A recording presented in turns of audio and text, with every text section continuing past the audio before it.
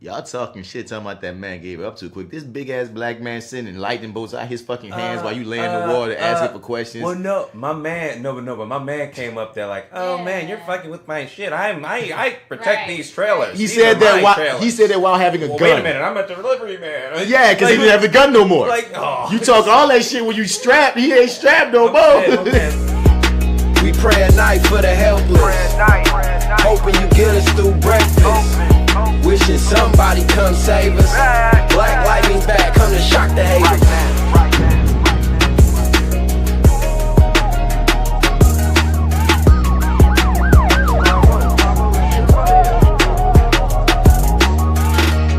Woke up in the ghetto, we need our hero back. Guns clapping, gangs active, like where we at. Black lightning need to strike, like where we at. Show us another way besides these guns and crack. Nighttime suit up, this for payback. This our Superman, Robin, and the Bat. Step back, you might get shocked off of contact. This was for the hood, this for being black. We ain't got no hope, they killing every day. I mean, we need you in every way. We need results, we don't need to see your face. Here we come, just to say the day. Here we come, just in perfect timing. To help the needy and guide the blinded. Last night I saw a superhero, he was black. He said this is for the street, Black Lightning's back. Black Lightning ain't gonna be around gonna be on next week. Right. Was there an episode of Flash? Nope. Flash and them going to March. Okay. Black Lightning going to February 27th.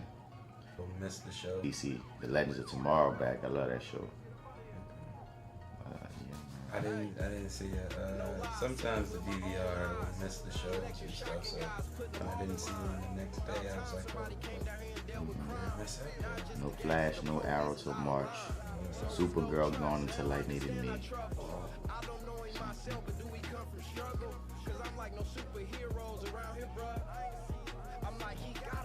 I know Legion, about. Did you ever finish Legion, bitch?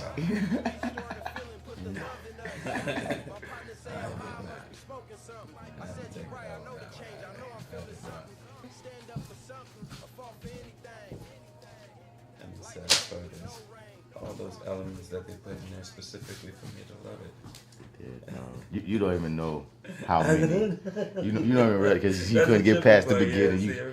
You don't even realize how many they put in there for you, dog. Oh man, everybody says that too. That's what that's the scary thing about it. It's like you're right on the cusp of loving it. It's like just, if you just gotta download this VCL and just sit, just open your eyes, take that thing in and trust me.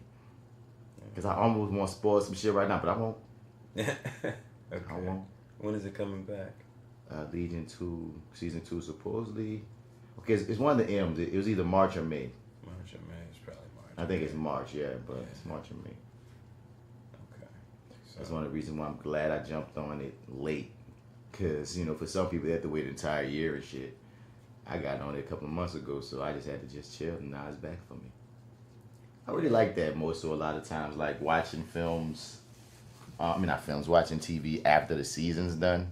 You know what I mean? Yeah, I like that too. I mean, I if I play my cards right, and I do get into it, I can just roll right into the second season as soon as I'm done. But I don't know. You been watching Preacher? Nah. Do you watch it? I read the comic. And then I watched the whole first season, and I liked the first season, and I just happened to not watch the second season. Like, it wasn't like, fuck it or anything, because I liked the first season. And I hear the second season's better, but it's just so much to watch, man. And then when I get my downtime, it's my downtime. I hear that. And I already told you I've been trying to watch all these black movies. Kind of fell off that the past couple of days. We still in Feb. What was the other movie you were saying? Lawrence was telling me you just saw. I just saw Tales from the Hood, and I just saw Hollywood Shuffle. Yeah. I was so mad at myself about that. Dude, so was I, man. I was mad at myself too. How the hell did I stayed this long on Earth and not know that this existed. Right. I feel like it's required. So dope. It's required watching for all black actors, man. Like, you can't be a black actor and not watch Hollywood Shuffle, son. No, the Or at the very least have sorry, excuse me, I've heard of it. And you know who I laughed, dog. You know who got me and Joe and the rest of us excited about watching that shit years ago? What was that? Evan Cleaver. Oh, see, did you too? That's why I laughed when you said that shit. When you said that shit on your podcast, I was like, wow, dog. Evan is just a Hollywood Shuffle messiah. He's a proprietor of that movie, man. I think he's got some stock in it or something. I don't know. I mean, he came through the directors. He came through the directors in the play that year, and yeah. So you know, he cast all us in the shit or whatnot, and there were certain movies that he just was like adamant about. You feel me? And like they wanted to do. He had the way his play went, it was in like a bunch of shorts. He put a bunch of monologues and a bunch of scenes together, and we made this whole show out of these scenes and these monologues he put together. And in the midst of them, he had these I'm gonna say like breaks of improv breaks where he added legitimately improv and live and shit. Mm-hmm. And one of the improvs that he set up was this detective story. So he brought up one. He was like, yeah, like on Hollywood Shuffle, you know, had the detective story, and everybody was like, huh? Fuck you talking about? he like, wait, y'all never saw Hollywood Shuffle? Okay, like, everybody, we're going home right now.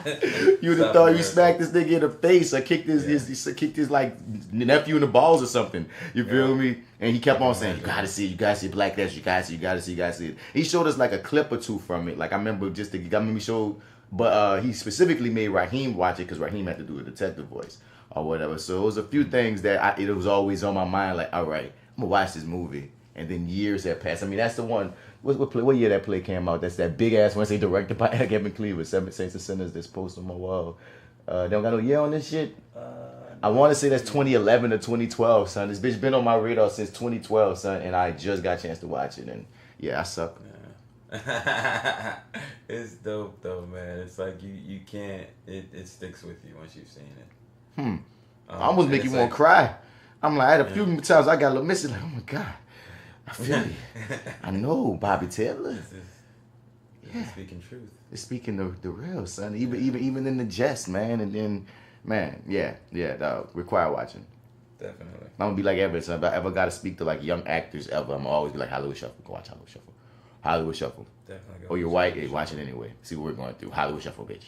And it's like, okay, so you watched it. Okay, you didn't think it was all that great. All right, let me take you through a couple of behind the scenes tidbits and facts. If you're a black actor, you don't think it's all that great, then I don't believe that you're a black actor. Yeah, fair enough. I'm instantly side eyeing you, thinking like, nah, bro, you ain't. Like, I'll give them enough leeway to, you know, it's like, maybe it's not going to hit you in the same way. Okay, yeah, you know what, fine. Okay, maybe we're in. You're a poser. Yeah. Sorry, I can't. You cannot be a black actor. Like, you can be a consumer of anything else, but you cannot be a black actor specifically. Watch Hollywood Shuffle, then come back to me and tell me that you don't like it. You don't got to be in love with it, but if you're going to tell me, I hate, if you a nigga, you hate Hollywood Shuffle, no, sorry, bro. It's like when Sorry. Everything I need to know about you, I've just judged you inside and out. And I feel like everything I need to know about you has just been answered as far as your acting goes. Now, as you as a person, you could be a beautiful, amazing person. But I instantly think that your acting credibility is shot. Like your credibility. No, that's how I feel like when I meet like a black Republican. I'm like, credibility shot. As soon as you put those two together. Yeah, it's like, oh, nah. And especially right now in 2018, son, like, if you're a black Republican, you better have the caveat of being able to say, well, I didn't vote for Trump, though. you better be able to say at least that much. I think people are scared to come forward to say that they voted for Trump now. Now? Yeah, at this point in the run, they're like, this is not what we signed up for. That's exactly what you signed up for. Yeah, you didn't see it, but this is definitely what you signed up for. Definitely. So, might as well get started with this here. Right. Taking my sips. Yo. You gotta rip it. Yeah, gotta rip it, man. Gotta represent. Apparently, these Rip It energy drinks are like the number one energy drink in the military or some shit. That's how they want it. They sold so well in the military overseas and such that's what gained it its popularity and money to be able to come over Legitimately. Like, how many options were there? That's probably what it was too. Like, damn, they got the Red Bull over there. They get rip it. They say these niggas be down in these bitches. Like, son, it's like, and that put them on because they weren't in stores forever. Like, the military been up on these. Like, this they shit. You feel me now? Yeah. I got it. Yeah. Now it's killing everyday people. Are they all 99 cents? Yeah. Because like that price point makes me a believer. Yep. So, Red Bull has not evolved. Nah, dog, they won't. They making too much money on the up, dog. So yeah, dog. This is that actor guy, Marty&amp Bradford. You can find me on all your social media platforms at Mr. Bats. Spell that Mr. Out or you ain't gonna find me. And for that Reviewing That Lightning podcast, I'm here with my peoples. What's your It's your favorite host, Marty, here. Marty from lowrainpictures.com, the Your30 Podcast that I co-host with Arrogant Observer. I'm here reviewing that lightning as well. What's up, y'all? It's J.Steel from TheMisbelief. Follow me on Instagram at IamJSteel_. Yeah, man, and we here to be reviewing that lightning. And I had to laugh. Well, you just brought up Marty. I was at the laugh for a second because I felt like, did you see that meme about Bumper? Bumper? About Bumper Johnson? I think that's that nigga last name. Bumper Johnson. Bumper Johnson? Bumpy Johnson? Bumpy. Man, Bumper, man, this cat. Bumper Robinson, that's what I want to say. Oh, he's pissed off at me. So I said his name wrong. Bumper Robinson. Oh, yeah, man. You got there's this meme going around talking about basically like he's like a purveyor of black history since you couldn't grow up in the 90s or the late 80s without seeing him in something because he was in every motherfucking thing. Was that like Laura's girlfriend? Wow. Wow, yeah. Boyfriend and Family Matters? Yes, he was everyone's boyfriend in every 90s. In every 90s show. I can't quite... Oh, yeah, that's it. He was everybody's, dog. Look, that's him. That's him on Family Matters right there. There's the picture. Oh, shit. Son, okay. he was on everything, dog. Bumper Robinson had a career, dog. Like 133 credits, motherfucker. Damn. Wow. I didn't know it was like that. But yeah, son. And then there was this thing going around talking about, man, thank you, black guy. And then they listed a whole bunch of his credits of all these shows that we know him from. And it's like, but we don't know your name, though. Right, yeah. It's like that guy we know, but we don't. But we don't. And I just imagine that meme. I just imagine Marty going, that's Bumper Robinson. You better put some respect on Bumper Robinson. You feel me? Then he's a living single. He's on everything. And speaking of living single, later on we get into the review, dog. Like we had a living single connection in this episode, didn't we? Did we get a Scooter Lightning? What happened? Not even just a Scooter Lightning, dog. We got Kyle Barker. Oh yes, Kyle Barker was playing freaking Tobias' daddy. You heard me? I was like, wait. I'm watching like, what's that Kyle? Is that Kyle?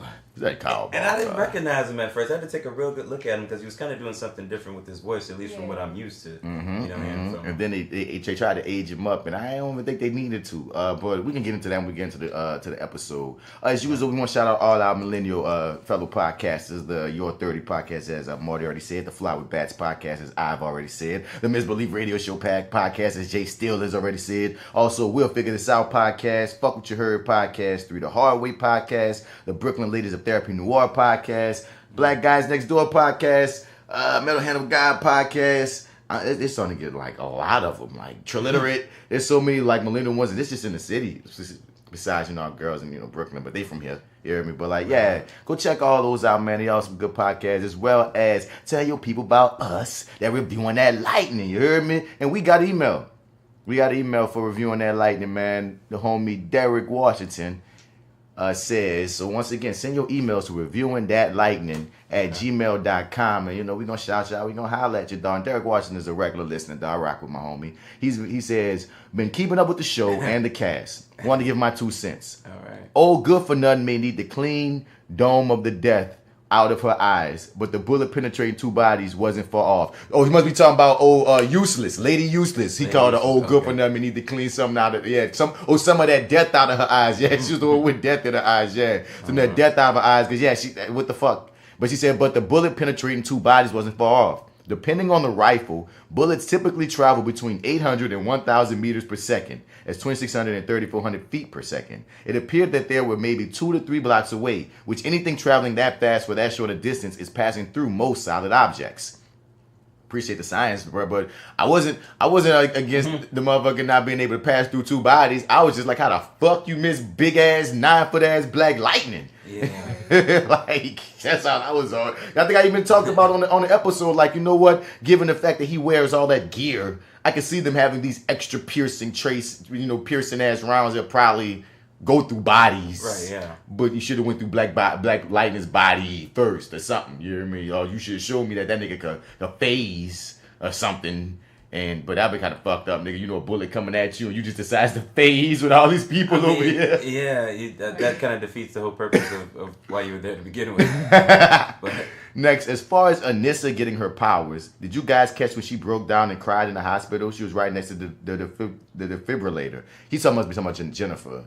Because Annisa didn't break down. Yeah, I think he's talking about Jennifer. Yeah, Jennifer. That would have been a good moment to give us a little spark or joke, even if it was a bit early. I would took a little of that, you know. Yeah. You know what I mean? I had to take a light. It got to be light. Because the thing is, we don't know when they're going to get to Jennifer because they're still building up Annisa. Yeah. You hear me? As well as our need for Annisa, as we can see in this episode to a degree. Way, yeah, so that depends on where they want to put it. Now, I will say this. I did see a clip of Jennifer, her hands was lighting up like, and this is in, you know, they have those trailers that show you the whole season and such. Mm-hmm. And one of the clips showed her hands lighting up and her looking at it like, what the fuck? So it will happen this first season, but that could have been the last scene of the fucking season for all the hell I know. You know what I'm saying? Could so be, yeah. You never know. He said, lastly, Bats, I know you had a huge issue with the voice modulator they used on Christian Bale after they nailed it in Batman Begins and totally botched it in subsequent films. Yeah. How you feel about the one they're using on Jefferson now? And is it maybe a bit over the top? Await your thoughts. I don't mind Black Lightning's voice. Yeah, I don't mind his voice either. It just, I don't know, it feels like sort of an after effect kind of thing. Like something you throw on in iMovie. But otherwise, no, it doesn't bother me. After shitting on it, like, shit like some cheap ass, some old iMovie ass shit. Yeah, it's kind of. But I'm good. Doesn't bother me. No, doesn't bother me at all. No. J.Steel, what you saying? I actually rather love it. I actually think it's too much. Oh shit! Really? Yeah, I'm not a huge fan of it at all. I think that it's borderline, kind of like the last Christian Bale Batman movie. It's a little bit too much. Just a little bit. Yeah. See, leave it to J.Steel to be the controversial one. She said, fuck the first two comics of Black Lightning last week. This week she said, his voice. Too much. It's too much. I don't think I like it. I can rock it because once again, Christian Bale got so awful that once you put Christian Bale's voice in my brain, especially for like the last one, everything's better. Cause dude, like it was painful being a Batman fan, seeing like it specifically hit me in The Dark Knight when he's trying to negotiate with Harvey not to kill the kid. And he has this long monologue, Harvey, but you're supposed to be better than all of us. You are the best. You are the best of the best. You are Harvey Dent the White Knight. We just kept on talking and talking. I'm like, son, really, dog? You about to just talk to this nigga normal at this point, dog. You're killing me. So I guess I drank at the fountain of Christopher Nolan. I don't know. It didn't bother me. Ever? That second one? No. The second one, it started to bother me a little bit, I guess, in the third one. It rises. The least amount of speaking. Way too much to it. Yeah, I agree. But that's where it stuck out to me. I was pretty fine with it up until that point. Yeah. The first one, perfect. It's like they did it perfectly. I was like, okay, it's nice and subtle, but the second one, nope. The third one, I think I've been through so much that I just was reserved. Oh, so this is just what Batman sounds like, okay? Because it's not like you could get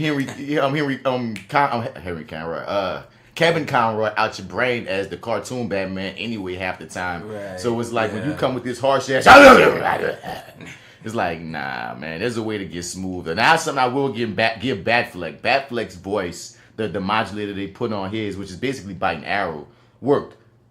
And this one seemed like a mix. But man, shouts out. Definitely. It was clearer. At least you know what he's saying. And time I know what Bale was freaking saying. But yeah, appreciate you, Derek Washington, for sending us an email. getting our freaking, brought some conversation and such, man. Keep them coming. Anybody out there, once again, reviewing that lightning, DAT, reviewing that, like you're from New Orleans or something, you hear me? Because that's where we from. You dig? So reviewing that lightning at gmail.com. Send us any comments, any questions, any thoughts, and you never know what's going to come, you feel me? So before we get into the review, as usual, we get into that triple P, man, that Peeping Pierce's principles. Now settle down, you two. I give it to you. Black Lightning. You did. Right. And I'm going to let you go first today, bruh. Oh, yeah, I'm up first? You up first today, man. Right. You said you done your homework. I did my homework fairly recently. So it's fresh. It's fresh in the brain. So last time on Cold Dead Hands, issue 3, I believe we left off, so Black Lightning has just saved the kids. So remember the family who...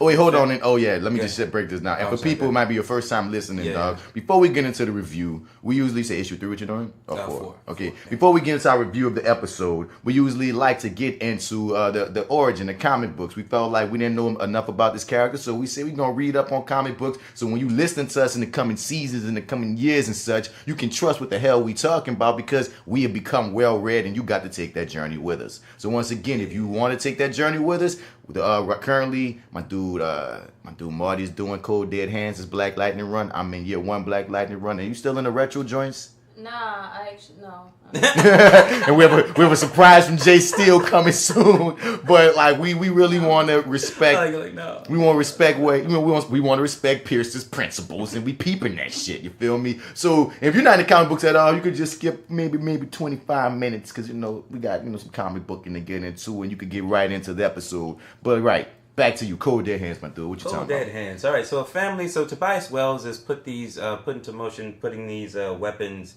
on the streets and into like everybody. So making them accessible basically to everybody. So what happens is a family buys one. The kids find it. It's with alien technology. Right? Yeah. Fire it out into a wall off of a 2nd-story building, kills the family and whatnot. So the kids' parents are gunned down and transport from their home to the court and everything. So basically right now, last time we left them, the kids were being handed over to the cops after being saved by Black Lightning, because the cops are so scared of the kids. They're in possession of this alien weapon that they think still works, but is dead. The battery on it or whatever is expired. So basically all the cops are scared of the kids. Black Lightning comes in, saves the kids, and hands them over to the cops. Then, dun dun dun dun, White Thunder shows up. Fuck this nigga name. I'm still saying fuck his name. Dude, huh? The lizard dude, right. That's exactly. No. Oh, so the cops unveil his face. We'll get to that later. Okay. Yeah, but they show up. Basically, we're in a cool huge battle. Yeah. Oh yeah. It's a cool spray right here. Most of this issue is this battle, actually. So it's a battle. Yeah, issue. It's a battle issue. Yeah, it's a lot of action in this one. When we talking about this, there's this big spread, and it's like the first page damn near where it shows Black Lightning in the air, flying and shit, White Thunder in the air. He got his squad. We got cops on the ground floor. It's just mayhem. It's nicely drawn. Yeah, very much so. So basically, cops are scrambling. Black Lightning there's this guy named Casey, I believe is his name. The Black Lightning has given the kids to this cop, specifically Casey, and told them to look after the kids. Cops are trying to, there's a huge battle going on. Cops are down. They're trying to get an ambulance into where the battle is to sort of get all the folks who are down.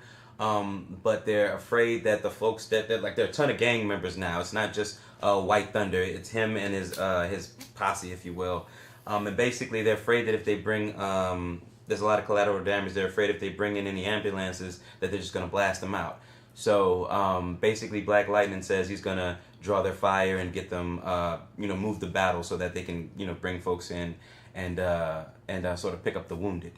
And Black Lightning at some point kind of just gets shot from the back by White Thunder. And as that's happening, as the battle is going on, Tobias Wells, the new Luke Cage version of Tobias Wells. He do like a bad motherfucker though, dog. Right. He does. He's a bad motherfucker. Yeah. He's intense looking. Mm-hmm. Very intense looking, right? So this guy, they're having a conversation Who's he having a conversation with? Who's the woman? She's sort of his right hand girl. She's I don't know her name exactly. He does call. It's not Tori, is it? No, it's not. But he calls out her name. I can't. Fuck it, he'll say it again. He'll say it again at some point. So, here's another interesting thing here. So this guy here, Usagi, is a tech genius. The one that made the suit, his new suit in this version. Yeah. So he's an alien, and it says as in from another planet. So there's some stuff being dropped there. I was kind of hoping that maybe you could elaborate. Maybe there's something in your comic book, because a lot of this stuff sort of feels like we're already supposed to know these things, and I have no clue about most of this. I mean, I feel like this writer is just throwing you into this new world they've created, because that's one thing. I forget what I was watching. I was doing some nerd shit recently, and like you said, this is the most recent one. Apparently, I want to say this is one of the original creators of Black Lightning going back to his work and flipping it purposefully. So they're doing like an alternate universe? I think this is the new precedent that's being, even though I hate this new precedent. He's flipping, he went back and he's flipping, and they let him play with whatever he want to play with. So he's just switching things up or whatnot. So I feel like you're just getting thrown in here, and it's just weird for me, especially in watching, where I'm from watching the show, from reading what I'm reading, even what J.Steel presented last week. He seems way more grounded, even though he has powers and they got these other people that come. Black Lightning's world always felt more grounded than aliens and lizard people. So definitely, it's funny that you got this Asian alien guy and we got the lizard man, and so I don't know what to tell you on this one. It's getting me, but continue what you're saying. But yeah, so basically there's this huge battle that's happening that sort of takes place. We kind of jump from place to place. People are watching the battle on the news and whatnot, and the question that each panel sort of starts when we go to a new place is, where were you when when the Battle of Cleveland happened? Where were you? And everybody's sort of watching. This is Tommy's father right here that we're looking at right now. Tommy, that's his best friend chick, right? That's his best friend. Something going on. Yeah. Right. So they sort of. So I don't think we've seen this guy before this panel, but I get the impression that they have the same relationship as Barry, Joe, and Iris. On the Flash. Except that they're not really in love per se, at least from that last issue where they're actually friends. They actually seem like they're friends and brother and sister. Right. They have that sort of relationship, which. Maybe we misconstrued the first few times, but you saw the panels like I saw. I saw whatever. It. Maybe I just had my male gaze and I was saying some shit. I won't. But I felt like he was a couple of centimeters from that ass when he was touching on that back, and they were hugging and shit, and it felt like just flirting and shit. But just a little bit. It was just maybe a second too long. But so basically we're jumping back and forth in between the battle and sort of all these other places, and we meet somebody actually. I don't know if it's gonna be in the next panel or not. I don't know. This thing freezing and shit. But keep okay, shooting. Fair enough. So what's happening now? We just jump back and forth from battle to people watching the battle. At some point, we jump into a panel with Black Lightning's grandmother, who is now the guardian of Annisa, and guess who? Jennifer, her sister. So now wait. So in this world, both Jennifer and Annisa are his cousins. Yeah, they explicitly say. So they're trying to make him younger. I feel like that's what they're doing with this revamp. They're trying to appeal Black Lightning to a younger audience, because once again, what I was saying before, but they're not trying to divorce him from sort of what became before, because they're trying to give a reason for Thunder and Lightning to still be able to exist in a way. Because first thing that came to my mind when we was first reading this, I'm like, so he hasn't even met Lynn yet. His little cousin is Annisa. That made me feel like Jennifer don't exist, but he's he's just starting out as a school teacher. But here it's like okay, but you get the idea of like they kind of expect you to have some sort of idea, because the way that they're throwing these characters at you, you have to have some sort of knowledge. Like you'll see when we get to the panel with Jennifer and Annisa, they'll sort of give you a breakdown of who they are and sort of like their sisters and their cousins. So this is his way of trying to. So for everybody listening, Black Lightning just did this power I didn't even know he could do, where he just made his entire body basically become a goddamn spotlight. Like he's complete light. Blinds everybody, You know what I mean? This is kind of similar to what comes later with Lightning, because honestly, his Jennifer, that's one of her powers I found out, was that she can make herself into like sentient energy. She can just turn into pure energy. And that's interesting. Yeah, there's gonna be some hard shit for the budget if they go in that direction in the show. But that's something that usually that she has that he doesn't. But continue. But yeah, so eventually, with this action, they're able to take down White Thunder, right? Mm-hmm. So once they're able to do that, he tries to get away. This is a very fun scene. So he blinds him. He's like, all right, well, I'll come back with my eyes clear. And he's like, oh yeah, sure you are. No, you're not. Boom, and throws him down. Basically, so on the way down, there's this little sort of scuffle that happens. The gang members are after Black Lightning because he still has a $100,000 bounty. He has some sort of bounty that what's his name? Tobias? Tobias, yeah. Tobias has put on him, right? So they're out for the bounty, and then also the cops are saying that they're shooting at White Thunder because he knows too much. Yeah. So basically, they take him down. They pull his mask off. And the response is, what the hell? Exactly. Fucking lizard.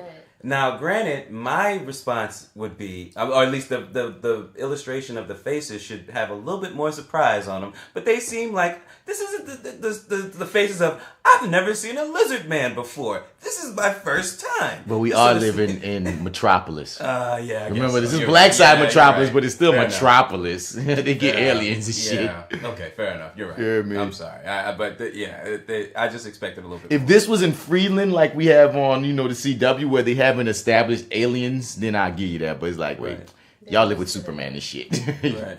So now we meet Loretta Henderson. Yeah, this is Black Lightning, Jefferson Pierce's grandmother. And it's interesting her last name. Ain't the cop nigga named Henderson? Cop name is Henderson. I thought that's where they were going initially until, you read the rest part where they explain who she is, that she's the guardian of Jennifer and Annisa. And she's watching the news on a laptop, and they're in the bedroom watching the same news of the battle that's happening. And they got powers. And they both have powers. And Jennifer wants to go out and fight. Anissa's like, well, we're not ready yet. We haven't trained enough. We need to train a little bit more. And Jennifer's like, well, the world needs us to learn quicker. Damn. You know what I mean? That they're really throwing you into everything. And I stand by, they trying to young up Black Lightning to make him appeal to, he's not a family man. He's not a grown-ass man. He's a grown-ass man, but you know what I'm saying? He's not a middle-aged man with a family. Yeah. So they're trying to keep White Thunder from, getting killed and themselves getting killed. Yeah, the cops, because now he's been captured. And the way the cops and Tommy and everybody see it is, he's their only witness, so they need to keep him alive and safe, all that good stuff. So they're trying to get him away. Black Lightning. I like this look quote from the cop. Yeah. Oh yeah. He's like, so he's gonna arrest him, right? Hey, Lightning, for the record, if we survive this, I'm gonna feel real bad about arresting you. Yeah, he's like, that's funny. Yeah, I'll do my best to spare you that, right? So, in the next panel, I think they get hit with this huge bomb. I'm not 100% sure, but I think we froze. We froze it. Okay, cool. All right. So from my memory, cool. So from my memory, what happens is Black Lightning, he's complaining about he's never had to fight this long, and he's running out of juice. So what he needs is a Hail Mary. Familiar. Yeah. So he needs a Hail Mary. So he's talking to old girl, the partner, the one with the braids, the one that the black girl last week, the black girl, right? Yeah. So because she's sort of taken over because they Tommy and White Thunder are trying to make their getaway. So she's sort of taken over. And she's like, oh yeah, you're making sports references, Hail Mary and da-da-da-da-da. Yeah, you had to make a sports reference, didn't you? Uh-huh. So she goes and she grabs the stuff. And I forget, she makes some sort of sports reference herself. And then he makes a reference to that too. And they kind of go back and forth about that. That's a little funny moment that they have. But basically, she grabs all the smoke grenades, throws them into the air, and he hits it. He hits them all at the same time. It creates this huge, huge smoke cloud. They're able to take down most of the gang members. They're short one. So one comes flying in once all of them have been taken down and everybody's trying to clear everything up. One of them swoops in and tries to take out the kids. And that cop that we met at the very beginning that Black Lightning, entrusted their protection to. So Black Lightning jumps in front of him and takes the shot in the ribs or something, right? Yeah. And they take down the guy. And so while they do that, the cop arrests Black Lightning. So he actually got his chance. He puts him in cuffs, and since he's hurt, they get an ambulance, and they're like, okay, cool, we're gonna go, and we're gonna take you to the hospital first. So they go in there. They're on the way to the hospital. Black Lightning. Yeah, and the cop now the Casey, the cop who was entrusted with the kids in the beginning. So now he's arrested him. They're in the ambulance and they're on the way to the hospital. And Casey tells the driver, "Hey, I got to take a piss." And they're like, "Hey, are you sure you want to do this right now?" Right. And he's like, "Yep, I'm sure." And he tells him, "Look, listen, it's probably gonna look best if you break these cuffs yourself." And it's like, and he tells him like, "Listen," he asks him why, and he says, "Well, when we were outnumbered, outgunned, and you still with us." Yes, you got it. I'm sorry, I didn't realize you had put it. I found it. Yeah, so and he says he figures he's gonna need him later on in the battle or whatever to come. So he lets him go, and the next thing we go to, now we find, so Tobias tells that scene that was happening, I just remember now. Tobias was telling his right-hand girl to take care of all the loose ends, right? So basically what she did was this here, I can't remember who this was. This is an intense-ass car crash. Yeah, but she's basically... Chief of Police, Woodrow Doolin. That's it, okay, cool. Covered up report clearing Black Lightning and the weatherman deaths died while rushing to the scene of a terrorist attack. Yeah, and then this is, the name, look at the name. Joey Toledo. Skeevy, small-time entrepreneur, sold sci-fi gun to the late Rick Simmons. Right. Forensic report pending. So we got Joey Toledo popping up on yours. He pops up on mine too. Yeah, grand opening, grand closing. Right, but they just killed them off. Yeah, he's not coming back. The Judge Leonard Ames and Miss Picard, whatever, personal assistant to the buy as well. That's her name, and enjoys her work is what they're saying. So she murked all these people. Right. No, so basically I think the last thing that they basically say is the big battle didn't go as planned, but it still sort of put fear, and that's what they're in the business of, fear. And take the bounty off of Black Lightning. I'm gonna kill him myself. And we leave that's on how that. we end it. With his little teardrop tattoo. Yeah. I'm kind of scared. Yeah, boy, this Tobias well looks scary, son. Like he look like he really gonna get the job done on motherfuckers, man. Well, yeah, son. Like it's like it's greatly drawn. It's greatly written. You know what I mean? I see Cold Dead Hands, but dude, I'm having a lot of fun with this, man. It's alternate for me, man. I'm following this regardless, dude. This is real fun. I now, granted, this is a divorce from the television show, but it's enough of a divorce where I'm willing to it's a divorce from the Lord too, though. Yeah. You know what I mean? Like that's a deal going from his children to his cousins. Yeah, this is a new. I want to stick with it because I'd like to know sort of how they get incorporated into sort of how we move forward. Right. So now as their cousins, and they already have these powers. Like, is he going to train them? Yeah. How did they get them? Like, what's the story behind that? So hopefully, we'll get into that. It's supposed to be a mini series, as you see right there. It's a 6-issue mini series run. So we're probably not going to stay in this world for too much longer. You know. Well, love it while you can. It's almost like you ever read those Ultimate comics, like the Ultimate X-Men, the Ultimates. Yeah, it's almost like that. He reimagined the tales you already know, where I can take it. I love Elseworld tales. I love the Ultimate Universe as it was, dog. It's just I'm kind of a purist to a degree. So certain like huge changes, it takes me a minute to be like for instance, that there's one thing I think they're gonna drop, but DC tried to be like, we're gonna give you the identity of the Joker, and it turns out there are really 3 different Jokers. And I'm like, please don't continue with that bullshit. 3 different Jokers? No, son. Motherfucker would have known there was a different nigga that he fucking chasing and whooping and come on, son. I'm like, y'all just trying to do too much and trying to be, I understand trying to be creative and trying to go the road that you never seen before, but certain ideas I don't think you need to explore. I'm not saying this is one of them, but when it gets so far off the track to me, I'll be like, I get hesitant. And White Thunder with the lizard face is just hard for me. Does this gang have it's not the 100, so did it have a name, or is it just he mentioned White Thunder the 100 at one point? Remember, he did mention the 100 at one point early on in the comics, but to be honest, I haven't heard any mention of it since that one time. All right, so we can start doing this when we're doing these comic book connections and whatnot. Okay, so one thing we can say from your comic that connects to the show is Joey Toledo. Right. Annisa and Jennifer especially Jennifer made her debut in this one. Right. Who else is it? There's no one else from the show in yours so far I can think of right now. No. No. Well, that was Cold Dead Hands, y'all. Issue 4. What you got for us, Miss J.Steel? Yes. So this time I did, and I only got about halfway through it, so we're gonna go through half of this together. Black Lightning 1995. Let's go to Black Lightning 95. You gonna give us that other half next week, nigga? I did that on the first episode. You heard me? I was like, I'll come back. We'll give you the preview of Black Lightning 1995. Was this like issue 1? Issue 1. Cool. I wonder how many issues this one had. 95. Because even 13 issue runs. That's a lot. 13. You gonna have some homework ahead of you. Can I ask you this beforehand? This is some fire. Yeah, this is a cool cover. That cover looks fire. Really cool. Did you like this one better than the other? This one was way better than the classic. Yeah. Yeah, A lot better. okay. It's different too. It kind of like Cold Dead Hands. It deviates a little bit from, or at least it seems like it deviates from the show and from what we know as Black Lightning right now. But it's still really, really good. So basically, we start out. Black Lightning's basically at home watching a news report about.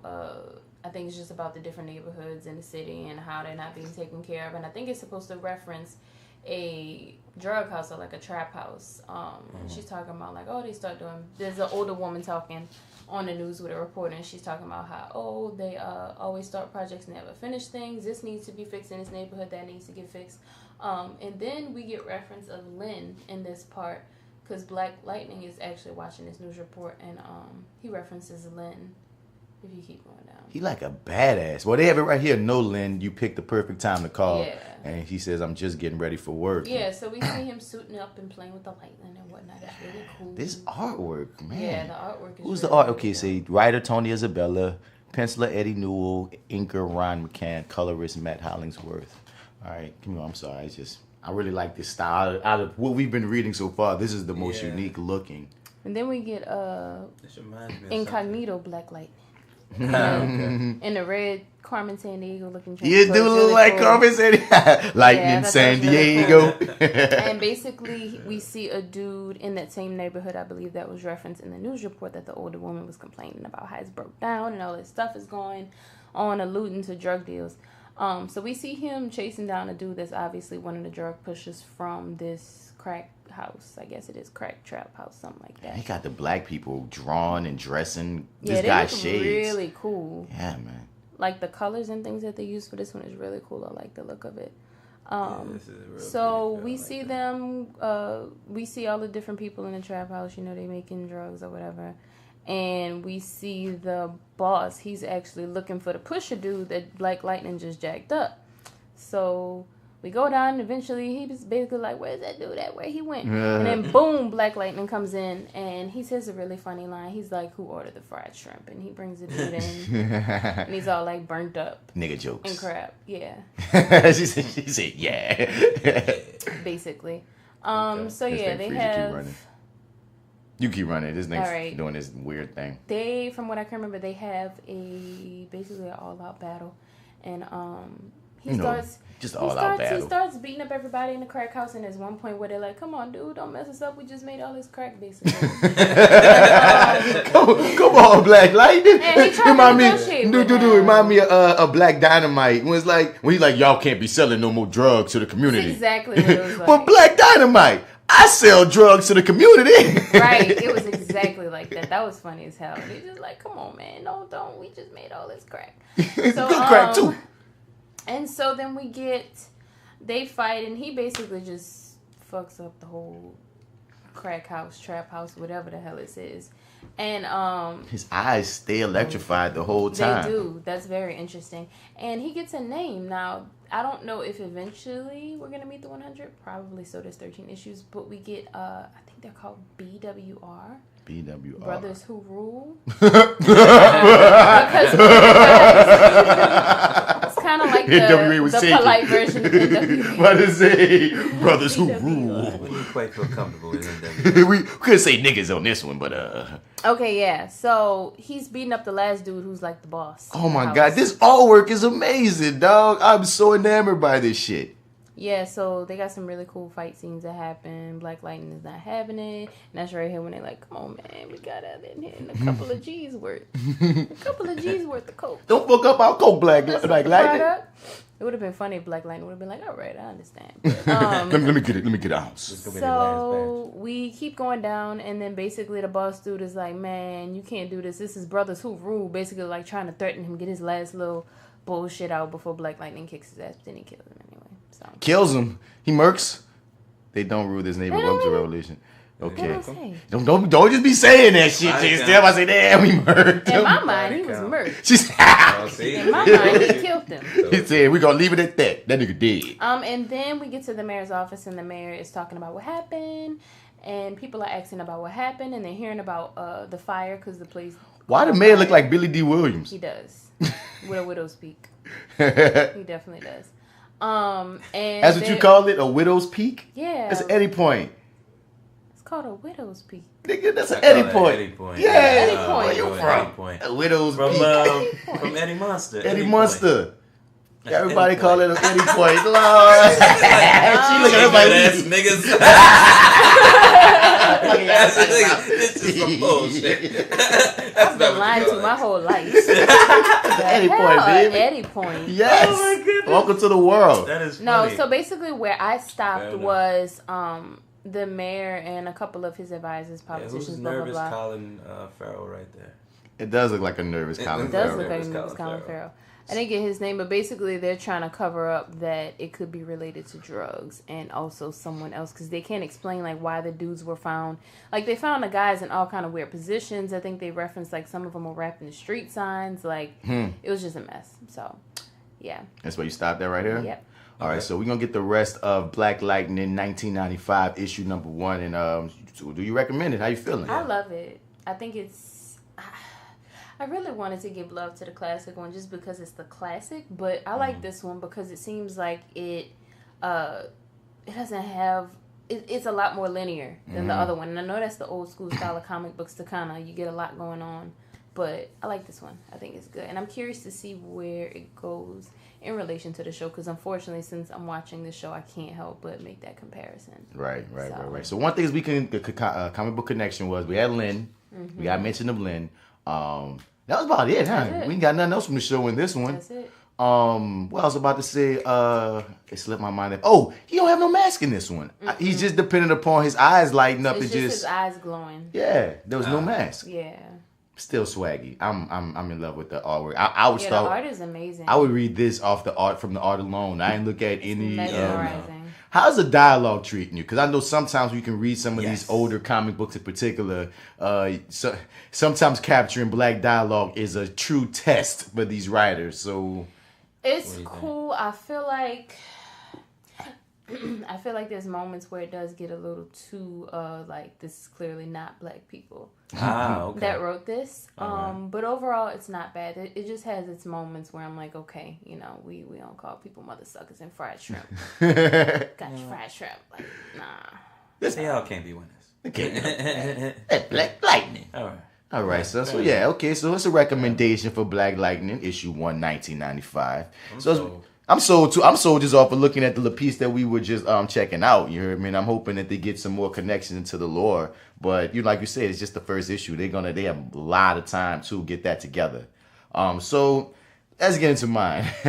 Black Lightning, year 1. The reason there's a few connections in mine as so far. Now we get into this. What's up by Gambi? This is Gambi's issue. This is the Gambi issue. Okay. All right, and we get to meet a new villain. I don't think I quite caught his name, and I'm very interested to see if this guy makes it into Superman is part of this issue. So this issue starts with and in a strip club. Black Lightning whooping ass in the strip club, son, trying to get some answers. Because remember the last time we checked, that little dude Earl, who was trying to help him out, that student of his got murdered. So he's still trying to get answers on all that shit. And they call him Fireman because he hasn't been named yet. And one thing I want to shout out that was very interesting about this was still the era where he would wear a wig as part of his mask. That's because he got the low cut every other time you see him. But when he looking like this, he got some hair looking like Static Shock and shit. Now, mad at me saying looking like Static Shock when he predates Static Shock. But that's a smart thing. It's a wig with his mask. And it makes sense. I mean, if I'm out here, nigga, you ain't got to know what kind of lineup it got, man. You got to see straight up like... that this is a whole nother person. You feel me? So I can go be a principal by day. So he hacking this guy up, and he's trying to find out answers, and he got the force fields. He's stopping the bullets. He kicking the ass. He's showing us that he's an Olympian and whatnot. He said, "Man, I'm about to get me some motherfucking answers out you, or you're done for." And it turns out that once again, and also while all this is going on, we have the little thought bubbles or the narration boxes once again coming from this time from Gambi. And like I said, first issue, Lynn was speaking about how she felt about her husband doing this and that. Second issue, Clark Kent was speaking about this guy that he was meeting. And this one, Gambi is basically going around talking about he never had any kids of his own. He never had a family. And he had this great person that taught him to be better, which was this guy named Alvin Pierce, which was Black Lightning's dad. And, when Alvin Pierce, who was his best friend or whatever, got killed, he swore to look over the entire family. But once again, Black Lightning, he gets the answers out of this guy and, by beating the crap out of him, going all Batman interrogation style. And the guy's name is Joey Toledo, if I remember right. Okay. And I'm just laughing like, damn, dog. Like, cause one thing I want to say, spoiler alert, when we were talking about, when we get into the show in a little bit, the whole time I'm like, who the fuck is Joey Toledo? Like, you know what I mean? Because they never said that guy's name, even though his henchman was in every episode, like lurking in the back. You know what I mean? The whole episode when you talk about Joey Toledo, I'm like, okay, whoever the fuck. So when we find out, it's a henchman, I was like, oh, it makes sense. Now to see it in your comic book and to see him pop up in this one as, okay, he's a ongoing figure as at least a bad guy in Black Lightning lore. Like he pops up, from time to time. So he whooped Joey Toledo ass, and we see, Gambi and him linking up. He's telling Gambi he has a problem with his little belt, and that's another thing too that was missed when we were talking about the first issue. Early on in Black Lightning or whatnot, he thought he needed the belt to give him powers or whatever. And they rewrote it later that the powers come from him. But so this is like a shout out to that, where it's like the belt regulates his powers, which is kind of like a piece of what's happening right now. In the show in a way, how like the regulator's fucking up and messing him up. So but like, yeah, son. So he going to Gambi. We seen have a great relationship or whatnot, and we find out on the radio that Joey Toledo was killed. Like, this guy just can't live. He can't catch a break. Apparently, wow. He was killed, electrocuted to death, and the chief of police, Bill Henderson, shouts out to Henderson, they're thinking that it was Black Lightning because, of course, he was electrocuted. So Black Lightning being framed for some shit he didn't do. We go into another scene, and Black Lightning talking to his brother-in-law, 2-Bits, and 2-Bits letting him know. They're like, yeah, bro, they sent me over here to get you to stop, being basically such a big activist and out here trying to be positive because, you fucking up our shit. And he's saying that, he gonna really try to hold it down and be some eyes and ears for Jefferson, because he found out from Jefferson's sister that if he holds Jefferson down, he got another chance to get his family back. So that made 2-Bits be like, okay, I'm gonna let you know everything you need to know because I want my family back straight up. So, they dap up, they hug, but, Black Lightning telling him, man, shit getting hot. Maybe we should get out this shit. And he like, bruh, I'm in too deep already. And he also gave him the breakdown of how Tobias well, because once again, 2-Bits is working for Tobias well. He gave him some of the ins and outs about how Tobias well runs his business, conducts his crime shit. So this next scene we go into, the Hunted has basically waged war on the school, and they set up the whole little party outside the school or whatever, and a lot of the kids think the Hunted gonna come and bomb the freaking school because basically Jefferson Pearson told them, niggas, this is my school, fuck y'all. The Hunted have come right outside the school, and they think they're gonna have some shit popping, but Black Lightning show up, kick all the asses, electrocute some niggas, letting niggas all over the city, everyone know that I'm Black Lightning. He got such a Batman vibe about him, and I'd be like, okay, this is, I could get with this vigilante justice, because he intimidate, he know how to use his shit, even though, he could be Mr. But I ain't gonna call him vanilla when he's the principal, because he still seems like that stern black teacher that you probably had that was cool, but you knew not to cross him like on the slick. And you know what I mean? He just go full blown when he Black Lightning with his wig on. So Henderson roll up on him. Henderson's a white guy with blonde hair in this. Oh, wow. Yeah. Okay. And they already start, and Henderson basically tells him, like, yeah, I want to work with you. And Black Lightning like, well, if you want to work with me, why you got these motherfuckers calling me a murderer out here? He's like, bro, they got some corrupt people on my police force, and I can't help what they saying. You out here with a mask on. Just know I'm one that's trying to work with you, which is once again channeling what's happening in this episode that's coming, Gordon, or whatever, Very Commissioner Gordon. What I didn't want, but it's the show is happening. It's from the comic books. So but he comes to him wanting to work with him in this. And this one, yeah, Henderson lets him know that I can tell your MO isn't to kill, and I want to catch you first. Basically, like we gonna have a connection, but I gotta still chase you. Right. You know what I mean? Okay. So They strike up a pretty even, like, okay, understanding or whatnot. But Henderson let them know, but they're gonna come for you in all kind of ways. Meanwhile, they trying to fuck over Lynn, because Lynn once again is a lawyer, and as a lawyer, she was inspired by Jefferson cleaning up the schools. So she was like, well, I'm about to try cleaning up. I got some corrupt judges, I got some corrupt people in the system. Well, now they coming at her, and they trying to make it seem like she's a corrupt one, and they trying to come at her reputation and such. So luckily, Jefferson's cool with Clark Kent. So Clark Kent pops up and he tell him, like, look, let me and Lois do a story on you so we can get your side of the story. Trust me, Lois ain't trying to throw you under the bus. She good peoples. He even said she the best reporter there is and she good people. Clark Kent say that shit. So, Jefferson thanks him and Lois Lane gets a report and tries to get his side of the story. Her side of the story, I should say. And, because they see, man, they trying to run a smear campaign. And Clark already in the last issue see that, this man ain't fucked up. So Jefferson get a call from somebody from, who does he get a call from? Judge Ray Sherman wants to make a deal because that's one of the judges that's trying to throw Lynn under the bus as being a fucked up, a shady individual or whatnot. And, but he says that send Black Lightning to me. He like, how you even know I got connections to Black Lightning? He's like, hi, don't worry about that. Send Black Lightning to me. All this while that all this is happening, we have, once again, these thought boxes of Gamby explaining about how brave he thought that Jefferson Pierce's father, Alvin Pierce, was, and how he would never give up fighting Tobias Well. And how Tobias Well and them kept on, threatening his family, and he didn't care. He didn't care, man. So they killed him. He explained the story about basically how Jefferson's dad died. And he feels like he's seeing it happen all over again with Jefferson trying to be this vigilante type character. Mm-hmm. So as we get to Black Lightning about to meet this judge that claims that he wants to make a deal, out the blue, Talia al Ghul of all people pops up. Oh, wow. From Batman. Ra's al Ghul daughter. Right. Left. Ra's al Ghul daughter pop up. Okay. Talia, she want to make a deal like, look, I'm with the League of Assassins. My daddy been peeping you out. He kind of want to fuck with you. You hear me? Like, you know what I mean? And Black Lightning like, dog, your group is called the League of Assassins. That's not what I get down with, nigga. So go do your thing. And she like, bro, you don't even know what you getting into, bro. But, he leave her. And I just thought it was so random that we got Talia. So once again, these Batman connections. So, he meets the judge, and the judge already knows who he is and stuff. And he's trying to be like, how you even know me? What you talking about? What's going on? And then the judge, he starts shining or whatever, and he turns into, okay, this is when my computer freezes a little bit. But anyway, the judge turns into that guy I showed you in the beginning, that this lanky white cat guy that got long hair, and he's obviously magical, because what happens is he rips the judge's skin off of him. It's as if he's been wearing the judge. And that's this thing that he's into, that we come to find out that he's into taking people's bodies and wearing them for power and whatnot. And he's now looking at Black Lightning as somebody. He's like, dude, I'm not even trying to kill you, man. I'm trying to I want to take your power, man. I want to take your soul. I want to take your body, bitch. Just get out, nigga. Like, I'm trying to get out your fucking ass, you dig? And he started trying to fight Black Lightning, and he over the course of this lets it be known that Gamby knows some shit that he need to be telling him. All the while this is going on, Gamby starts exposing that he has a secret that he has not been telling Jefferson. So let me skip down. He finally came back on. So wait up.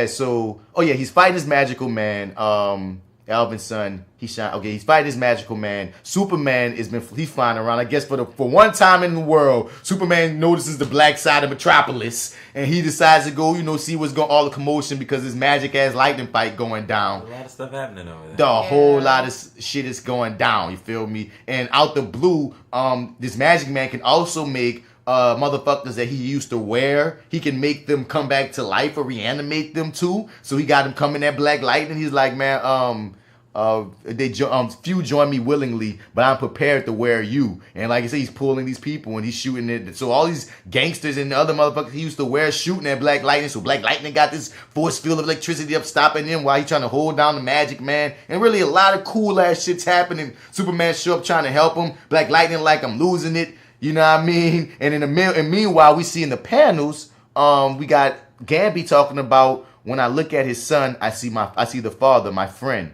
I also see my cowardice, my deceit. And we start getting into my failure. And we wondering about, like, okay, what are you talking about? And even the magic white man says, oh, that's good. What is he starts it? Like the pathetic guilt of the old tailor who killed your father.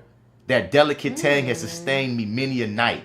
Oh, that's good. With fear and betrayal due to seizing you. And my friends in blue are coming too. Timing is all. I wonder how you explain the card that you brought here. Once again, he got this guy, this magical Jesus-looking motherfucker, this evil Jesus-looking motherfucker. He got, cop connections. He got all kind of shit going on. You feel me? And Superman show up in Black Lightning like, look, thanks. You handle this shit for me with these niggas. I just whoop their asses and set them on lightning and whatnot. You talk to police. You the white man. I gotta go handle it, holler at Gamby. And so he go run and go tell Gamby, go holler at Gamby, like, man, tell me that nigga was lying, bruh. Was him. And Gamby basically tell him, like, okay, yeah, I didn't pull the trigger on your father, but I helped set him up. I told him where to be. So Gamby set up Jefferson's dad. He goes on to explain that, man, Tobias and them people can't, because once again, Jefferson's dad kept on trying to write these stories about Tobias Will and all of them. And they came at Gamby like, look, either you set up Alvin Pierce, or we gonna kill Jefferson kids. And he was like, they were saying the kids are Alvin. They made me choose, so I did what I felt Alvin would want. But then Black Lightning was like, but nigga, you kept this a secret all these years, nigga. Fuck you, basically. You dig? So Jefferson decided to go out like, fuck you, Gamby. Gamby like, man, I want to help. He like, I can't even trust you. I'm gone. He jumped out the window. I got shit to go do, and that was the end of And Gamby's in tears and shit, because Gamby really loved this man. He really thought he was doing the right thing, but he was being a shady ass motherfucker. Yeah, he ain't say nothing. He ain't say the real. Right. You hear me? Some of your guilt is one of the reasons why you've been helping me all this time and such. And yeah, so it painted a whole nother light as to me looking at Gamby on TV. And we ain't gonna call him Alfred Fox no longer, dog. It's too long. We gonna call him Galfred. Galfred, Gamby and Alfred. He's Galfred. You feel me? So Galfred, you know what I mean? We see like, when you look at what we're about to get into in the show, there's certain elements of this comic book that I feel like they're definitely going to get to regarding Gamby Galfred's fucking role in the death of Alvin Pierce. So like, yeah, I definitely recommend this comic, Black Lightning Year 1. Like you were saying about your comic, J.Steel, it's easy to keep up with. Like, it's easy panels. The speech is necessary speech. And the artwork is pretty cool. I like the artwork. But once again, the one you was 1995. Like, that's at a different standing in my head about art. Like, because it was just so unique. It's amazing. But yeah, check it out. Black Lightning Year 1, issue number 3. Check out Black Lightning Cold Dead Hands, issue 4, right? Right, correct. And check out Black Lightning, issue number 1, 1995. That was about it. We are an hour in. So let's finally get into the episode. Let's get into, what was this one called? I need to be doing these. You know what? I never look up what the episode's called. It's called something. So let me see what this was called. Black Lightning, episode 5, season 1. We're only into 5 now? This is only episode 5 of Black Lightning, dog. How many are we getting? 10? 13. I believe 13. Okay. 13. Yay. Yeah. Let me get that name first. What's his name? What we working with? So. And the devil brought the plague. That's the name of it. Y'all got some. Yeah, that's the name. And the devil. And then the devil. And then the devil brought the plague. Okay.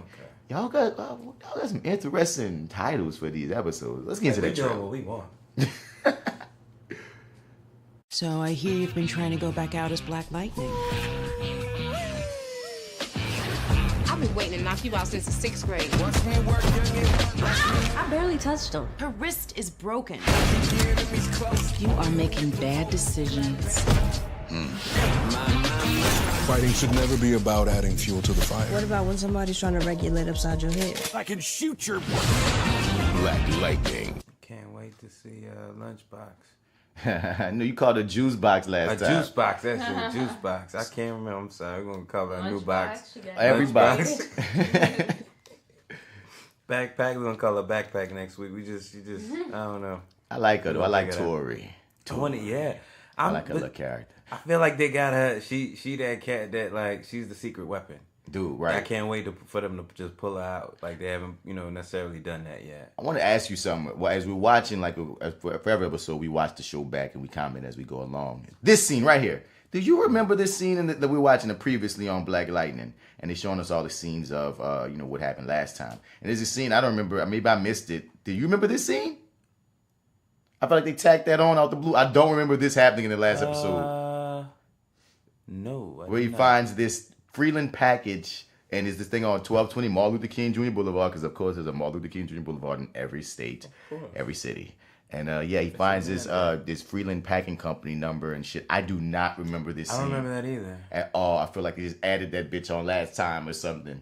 But as we get into the episode proper, we start off with Jefferson, Black Lightning. He's in full suit. He on top of a building. And it's almost like every time we ask a question, they answer it the next time. Because That's remember, how you feel? Yeah, I know. We was wondering how the fuck does he maneuver? How does he travel? Right. Now at the top of this episode, we seen how he flies with his electric boats and shit. And once again, one thing I love that they let Cress do, or that Cress does on his own, as Jefferson. He shows the joy of being a superhero. He's having because when we be having fun, we can fly. You can fly, bruh. Right. You can fly. You hear me? I remember I was listening to. Matter of fact, I think you listen to this podcast as well, Marty. Black Men Can't Jump in Hollywood. Yes, I do. And since I just watched Hollywood Shuffle, I went and listened to their Hollywood Shuffle review, right. And they were talking about how powerful it was seeing Robert Townsend as Superman, as Black Superman, even as he went on to become Meteor Man, because there's just some intrinsically interesting and poignant about seeing a black man flying. Right. You dig? Just with all the boundaries and all the bullshit that already gets put onto us and such. It's just, we used to seeing Superman fly, the white man fly, cool. But seeing a black man fly, it's just, it touches you differently as a black person. Mm-hmm. And I thought about that exact scene while I was watching Jefferson fly in this scene. So it was a cool coming around or whatever. So he's getting Gambies once again, letting him know the deal. And what's your first thoughts on this? I enjoyed it. It was fun to see him kind of have fun with it, and instead of go inside, want to kind of stick around and play in the suit and fly around and stuff like that. That was It was a really fun scene, and I really enjoyed seeing him flying too. Yeah. And as he's flying, he's on patrol, and he's trying to figure out something, light that he could jump into. So one thing I do, I noticed. He noticed that he sees these cops. These cops are trying to calm this gangster cat down. He is tripping. Yeah, he tripping. Yeah. He on green light. I won't call him a gangster. He's just a dude as far as I know. He's a dude on green light, flipping out or whatever. And Black Panther watches the cops for a while. He tries to let them do their job. I said Black Panther?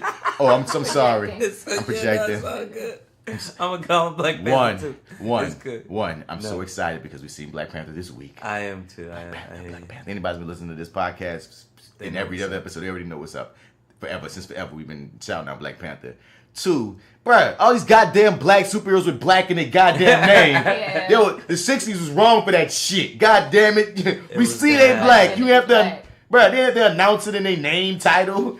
But anyway, know what you was getting into. Oh no, I'm gonna stay away from that one. Disclaimer: white people. Look. Nah, where's the White Thunder? Give me that one. I'll take that one. So but one thing I really liked was Black Lightning let the cops do their job and see if they was gonna do right first. Then he decided to jump in when the kid throwing these cops around because he got super strength from this goddamn super ass drug, and 2. White man cop pulls out his gun ready to shoot this dude, and Black Lightning catches it with his freaking lightning powers, stops the bullet, and he tried to calm him down. He tried to talk him down, and the black dude starts trying to whoop his ass because green light make you think you could take on King Kong apparently. And Black Lightning eventually, after throwing his ass around, shocks his ass, and what else was he gonna do? He gave him a little shock hug. Give him a little hug. I like the effect there too. Tough love right there. That's all that is. A little tough love. Man hug. And he let the cops know, look, she set your shit to stun. You ain't gotta always be on this lethal shooting down shit. That part was really. This mirrors my comic book actually when he saves those kids for that time when the cops just fire off because they're so nervous and stuff. It's same thing pretty much. I remember that panel. Yeah. So it's like it seems like it's becoming routine of him just jumping down. I feel like that's all I'm seeing in the comics, in the show, is him jumping down, saving someone from being shot. Yeah, that's pretty much. Yeah, that's what happens in the hood. Yeah. And this scene on the top of the roof after he saves this guy, saves the cops, handles the situation. We see that first headache, that first crazy ass headache that's gonna play a part in the entire episode. That that is a severe handicap for his old ass to be dealing with. And he shakes it off and decides he want to keep patrolling. We get back to Galford, and apparently Tobias Well. You want that to stick, don't you? Hey, man. Okay. Tobias Well is in his spot Which really... And he is not surprised at this man being alive. There's no shot. I wouldn't say that they're friends, but they're they sure definitely too have a past. much of an acquaintance. Yeah. Yeah, I don't like that. He said we had a deal, and that says a lot. Right.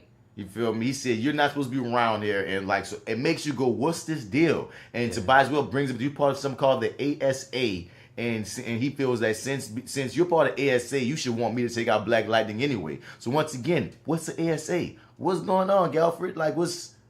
You know what I mean? It brought up more and more questions about this guy because, like you said, they're not friends. He ready to grab that gun on Tobias as Tobias gets sporty. And Tobias once again brought Lady Useless along with him, and apparently she pulls out her gun. But I'm sorry. Well, it's cool. She had a sick day last week, so she's back. She's back in action. She randomly was just gone. You saw that, right? Yeah, but she's gonna work a little overtime this week, to make up for all that lost pay she had last week. Ain't no damn random. He set her useless ass down and said, "Bitch, you need to go take some shooting classes. Yeah, you can pull out the gun and everything, but I don't believe you're gonna hit the shot." It's like you're gonna shoot everything behind him. Right, everything. All his suits and shit. So one thing that was dropped, an interesting tidbit that I'm gonna just call for plot, but we'll give it to you, was him bringing up that, you have that serum in your system that has you not being able to age. You and your sister, yeah. Mm-hmm. Yeah, and you know what I mean? He was saying that they're basically giving the caveat is why he looks the exact same when we get a flashback of Jefferson being a child and Tobias looks the exact same killing his daddy or whatnot. So that's an interesting tidbit. I'm assuming this whole serum situation also gave him super strength.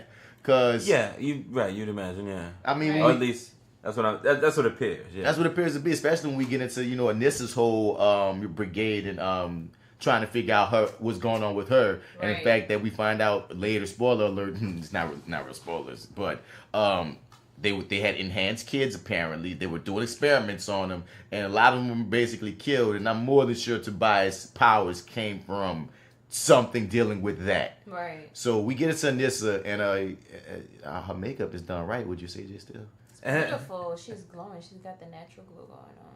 Fair enough. It's just I love looking at complexions and skin tones on these shows, especially the lighting. It just brings they light us beautifully. Let me tell you something. I watch this show, and all I can hear is you saying that when I'm watching it. I'm like, oh shit, he's right. I'm right. Look at them. Oh shit. And it's like I can't. I just, and I've only seen it once, so it's like that's all I was thinking the first time I watched it. I can't unsee it. I rarely heard what they said. I know something about a jacket, but I really didn't hear it. All I was thinking was, yeah, that's right. It is. Isn't this wonderful? Because it was this thing. Did you see that documentary? It was something I was watching when they were talking about that back in the day. They didn't know how to light us, so that's most times we look like all dark and shit. And there's like over time they had to develop certain cameras and all type of shit technology to properly light black people the best way. So ever since I learned that, damn, like y'all niggas wasn't even kids. Of course, this is America racism, so of course they ain't kind of kids to niggas and how we look on camera. So when I found out that became a thing, like when the first color camera camera came out, that was one of the things about it was how does it bring up browns and such. So I notice it now when I'm watching shows with black people versus shows with black people, and you notice that black creators, think about Atlanta, think about freaking Issa Rae, Insecure. We look beautiful on Insecure, you know what I mean? And I just noticed that when people are making a conscious effort to make sure we glowing in the right fashion, you dig? So so we get to this. Put me on notice too, though, man. It's like you're enlightening something, you're sparking something in my head when I see it now too. Yeah, pay attention to us. So one thing Anissa's getting on my nerves about, as she looks up Google's enhanced powers, they got perfect casting of this conspiracy cat. It's like you need to know the deal, man. You need to know the facts. They was experimenting on kids and shit. I just keep on yelling at the screen. Annisa, go talk to your parents. Right. You got something. You got powers. First thing you should be doing is, hey, parents, do we got super people in our family or some shit? Right. Even if you don't expose yourself, do we got super people in our family? You know what I'm saying? Because to go on Google to ask about enhanced abilities when you got like family that you can wonder if this is in my DNA, this seems like drama just for the sake of drama almost. Yeah, it seems very drawn out and unnecessary. Very true. Very true. I can't argue. I wish I want to give it I want to play devil's advocate here and give them some sort of reason for that. But I do. If you know what? I can play it. Okay, here we go. Here's the card I'm gonna play. In the I believe when she first met Grace, is that her name? Grace. I have a card you can play when we get to the scene. But Okay. Continue. I'm going to hold my card. I think it was a conversation that she had with Grace when she was saying, wouldn't it be cool to be a superhero? Yeah. And Grace had said, but yeah, wouldn't it be like a lonely life because you can't tell anyone who you are. You'd have to... protect their feelings. Yeah, protect them from worrying about you. Right, yeah.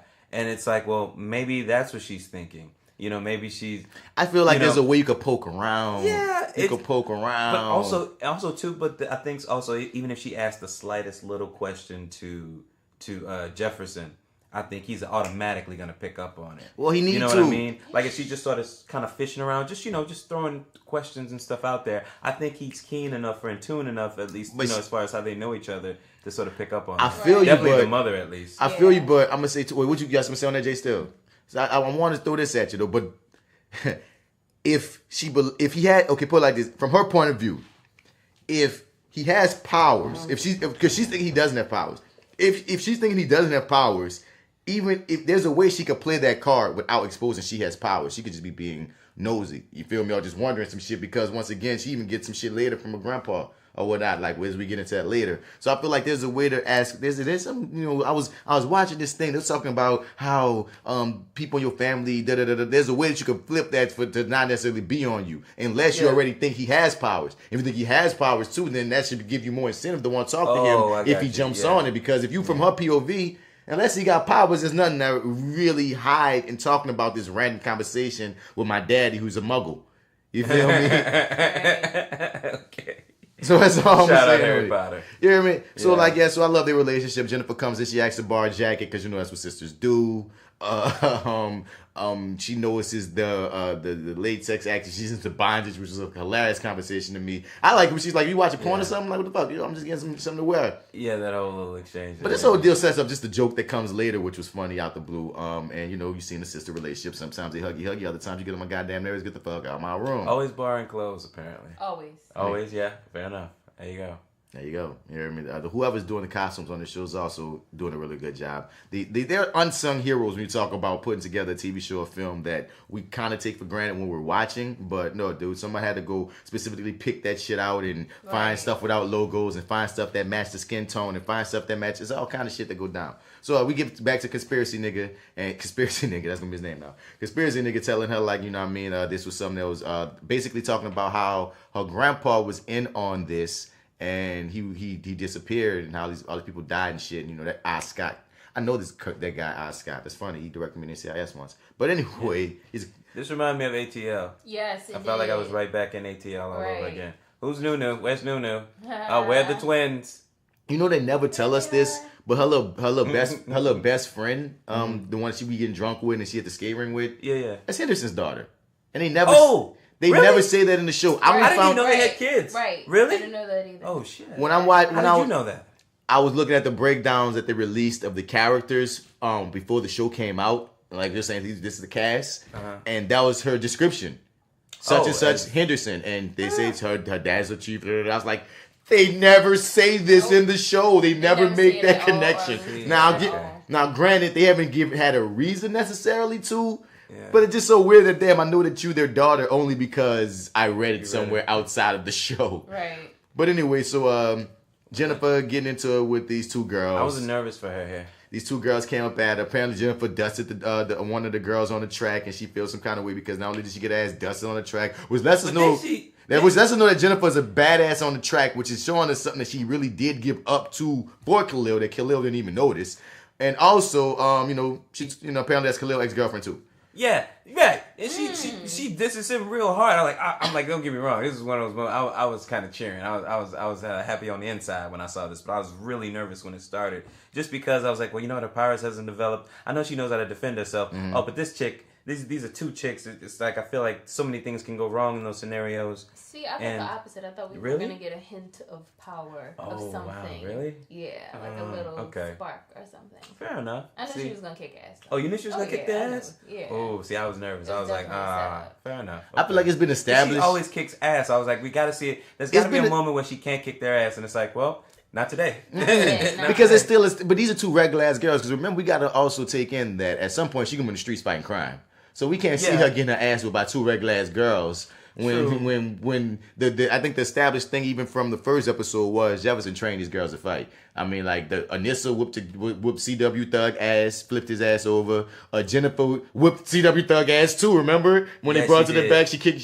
So we already see that. Okay, Jefferson got these girls at least being able to defend themselves. So like J.Steel said, I wasn't nervous for her at all. I just felt like they about to show another reason why she's gonna be Lightning, this future superhero. I just saw that all the way. They came up in her shit for no reason. She was minding her own business. But one thing I will say, she had to break that girl wrist. She whooped their asses. She was pissed. She was pissed. She decided to break that wrist. I'm not gonna lie. Had she not said what she said about oh boy. Oh yeah, she did whoop that little. I was like, you know what I'm saying? I was just kind of like, you kind of asked for it. Like, you know what I'm like? She didn't break the whole arm, just the wrist. Just the wrist. Yeah, she'll be fine. But that's what definitely gave her parents later on some freaking juice. It did, yeah, because you could have whooped their ass, left them on the ground, and walked off. But no, you broke his mother. You took when you had her subdued, you made the decision to snap that motherfucker. But what trips me out is that when the story got retold, the whole thing happened, or the whole thing transpired without her even. Well, we'll get to that. Never mind, we'll get to that. I don't want to jump ahead. So after that scene, after we see Jennifer whoop that ass, we get Jefferson. He trying to deal with his migraines, and he goes to the pharmacy, and it's my nigga Rennell. I know this actor. I was gonna ask you, is it the same dude from Barbershop? He was in Barbershop.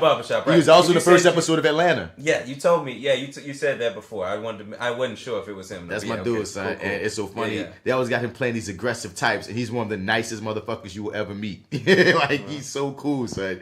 But as soon as I saw Rennell, I got excited. I was like, my dog, man. Tell him get your daughter some goddamn medicine. They selling you that bullshit. And once again, Jefferson step up, and we see the first, his nigga grab a bat. We see the first aggressive, because Gamby Galford says it later that, he been having these headaches. He be having this freaking aggressive ass behavior. This nigga having mood swings and shit. And he about to have a mood swing on the goddamn dude at the counter in the CVS and shit. And then he have a whole moment. Like even I'm just calling Rennell for right now. Even Rennell looking at him like, say, bro, what the fuck wrong with you, dog?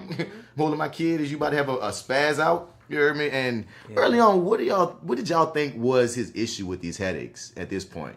I feel like it could be a lot of different things, but for some reason my mind goes to someone is doing this actively. You feel like the guy was like something in his head, or they sending some kind of wave at him? Yeah. But I'm not quite sure how to wrap my head around it just yet. I was thinking straight Danny Glover, like my man, it might just be getting too old for this shit. That's what I was kind of feeling like he has limits, you know what I'm saying? And maybe he's kind of pushing them at the moment. A setup for a sidekick, or I see that regardless of what the reasoning is. Keep going what you're saying, but regardless of what the reason is, I think it's what you're saying right now. He's trying to set up the need to show us why he's going to need a sidekick. Right. So I'm about to say, okay, and one thing he says, like a hero would, he told the guy, like, he told Rennell, hey man, the way you gonna pay me back is pay it forward. The next person that needs something. And that almost made me feel like for a second, you gonna be recurring Rennell? Because for a second, I was definitely. I feel like he's gonna show up again. Yeah, they made me feel like, all right, they opened the door for a possible ally in this, this cat. Maybe not. I would love to see my dude get some more work and some more screen time. Right. So, so we move from this, we get to Annisa, and I jumped the gun. That scene that we just saw was Annisa finding out that her grandpa Alvin Pierce was a writer writing about these enhanced individuals, and he disappeared. So we get to Jefferson Pierce. We see him taking some medicine for his headache and shit, and he get Galford give him a freaking text message that he found out where the trucking company is. That apparently in that phantom ass scene where he finds all the MLK, all the connections. So Jefferson goes to the shipping yard, and he sees that all these chemicals are in this freaking spot, and out the blue, this white man got this gun on him. He's like, I know who you are. And I'm starting to notice that just like when Tobias says Negroes, that's the sub for nigga. Anytime a white man say black ass. Yeah, that's also that's a code. That's code. It's like they have these people coming as close to the line as they can on the CW show, but you still feel, I know what you meant. I know what you want to say. Because even Black Lightning went like, you motherfucking shit this nigga on shit. Yeah, he shot that nigga. That shit was something. And then we got some more, Batman interrogations and such, dog. And, the white guy, the guy over it eventually says that, them people told him, hold his green light down. He just been delivering for him, but they got him holding it. And Black Lightning, give me a name. And he lies, and Black Lightning knew, and it was so hilarious how he put it. There's a whole dynamic that sort of plays in the beginning, because like he sort of just shows up as like, hey, Joe Blow, like, hey, you fucking with my shit, get out of my shit. Then it turns out, oh no, well actually I'm a delivery man, and oh shit, I may have a name for you. Yeah, oh shit, you know what I'm saying? Real quick. Yeah, yeah. He turned into an informant real fast, man, and that whole thing of shocking him in the water and stuff as he sat there, that was, you know, that was really cool. Yeah, I like that a lot. I thought that effect was pretty dope. And it's cool. I'm glad that they can kind of show me something interesting with each episode. It's like, you know, they haven't really lost steam with the effects and whatnot. You know what I'm saying? That's still sort of prevalent here. And, you know, I'm happy for the most part with what we get. But yeah, I like the scene a lot.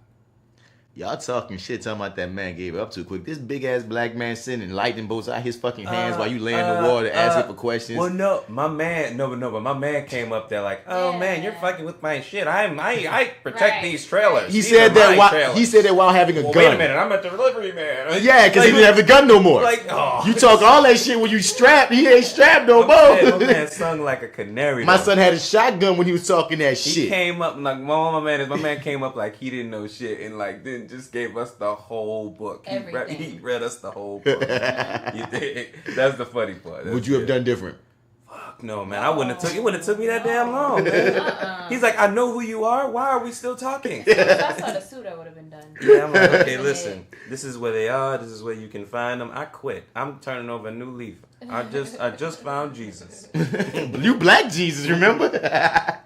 He was a nigga with superpowers, dog. I don't need anything else. I'm good. So he drops a name that we've been talking about at the top of the episode, Joey Toledo. Oh my goodness. Joey Toledo. We finally, and like I said, as I watched this whole episode, I was like, okay, cool name, but they never said this name in previous episodes. So I just kept on wondering, okay, but the thing is this, I knew he had to be somebody familiar, so I felt like, okay, maybe this is going to be either somebody we've seen or some name actor or like some face that I recognize from something that they're setting up to be somebody or something. You would think so, right? Then a piece of me even thought maybe it's a like alias for Tobias, but he said Tobias' right-hand man, so I was like kind of confused because Black Panther again. Black Lightning was pissed when he heard this name, which I was thinking at the time.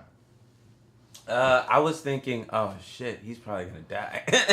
Which one, Lightning or Toledo? Toledo. Oh, yeah. Just because based off my comics, but now based off of yours. Yeah. And I'm just things just never fell out for Toledo. He's not. Yeah, he's probably not gonna be long for this world. I definitely didn't expect for it to go out the way that it did. But yeah, and I was just thinking, whoever we're gonna find him, and he's gonna be dead. That's what I was thinking. Still, like, we're not even gonna see him. No, I was thinking the opposite. I was just really curious to see who the heck he finally was. So when they finally revealed who he was, I really didn't expect much from him. Because to find out it's the little sleazy, kind of wormy guy we've been seeing all this time, you know. That's what made me excited, not excited, but more interested in him, because we have been seeing him beat Tobias' right hand, and we saw him kill a motherfucker the other week, like, you know what I mean, bare hand, you know, with the brass knuckles and such. I was like, okay, to give this guy a name. Honestly, we're gonna get to him later, of course, at the end of the episode, but he won me over. I'm like very interested in his character after seeing that back and forth with them in the last scene. For some reason, he seems like that Shades from Luke Cage. That, you know what I mean, that slick ass, you think he a peon ass nigga, but they might have this rat surviving some shit. I love it when we go back to Luke Cage. I mean, you can't help but go to Luke Cage. Right. No, but you're right. I see what you're saying. I could see that. He's on the slow come up of that. Yeah, definitely. I can see that. You feel me? So we back in the scene. Jefferson going off on Gamby because he already know, like, bro, he straight said, how you don't know that Joey Toledo is still in town? If Joey Toledo's still in town, that means Tobias still in town. So how you don't know that Tobias ain't alive, motherfucker? And then, you know, Galfred started going like, well, I ain't say for sure that Joey left. And we can't say for sure. I ain't say for sure Tobias might be. You right. He might be living. And I'm like, you smarmy motherfucker. Last person who gave that kind of answer died, man. Right. Tobias just took that cat out. I mean, well, he kind of said that to Tobias. He said, because Tobias asked this man straight up, which was interesting. He asked Gamby, who's Black Lightning? And I'm looking at Tobias like, you just really thought he was going to drop that dime. Who does Tobias think Gamby is? You feel me? For him to think he just asked that question and Gamby just be about that shit. You feel me? Gamby said his answer was, well, people who research Black Lightning died, so I ain't trying to die. And I'm like, well, nigga, you obviously seem like you trying to die because you burning the candle at both ends. Definitely. And it just, that whole scene too also made me curious in terms of like, how did they expose How did he expose himself? But back to this one, this scene here. The whole he's asking all the right questions. Right. Jefferson. Before Jefferson. Right before he conks out. Passes out. Yeah, and it's just at this point, this is really where I'm still on the board of my man is Danny Glover. He is too old for this shit. He's too old for this shit. You know, he knocked out by yelling at somebody.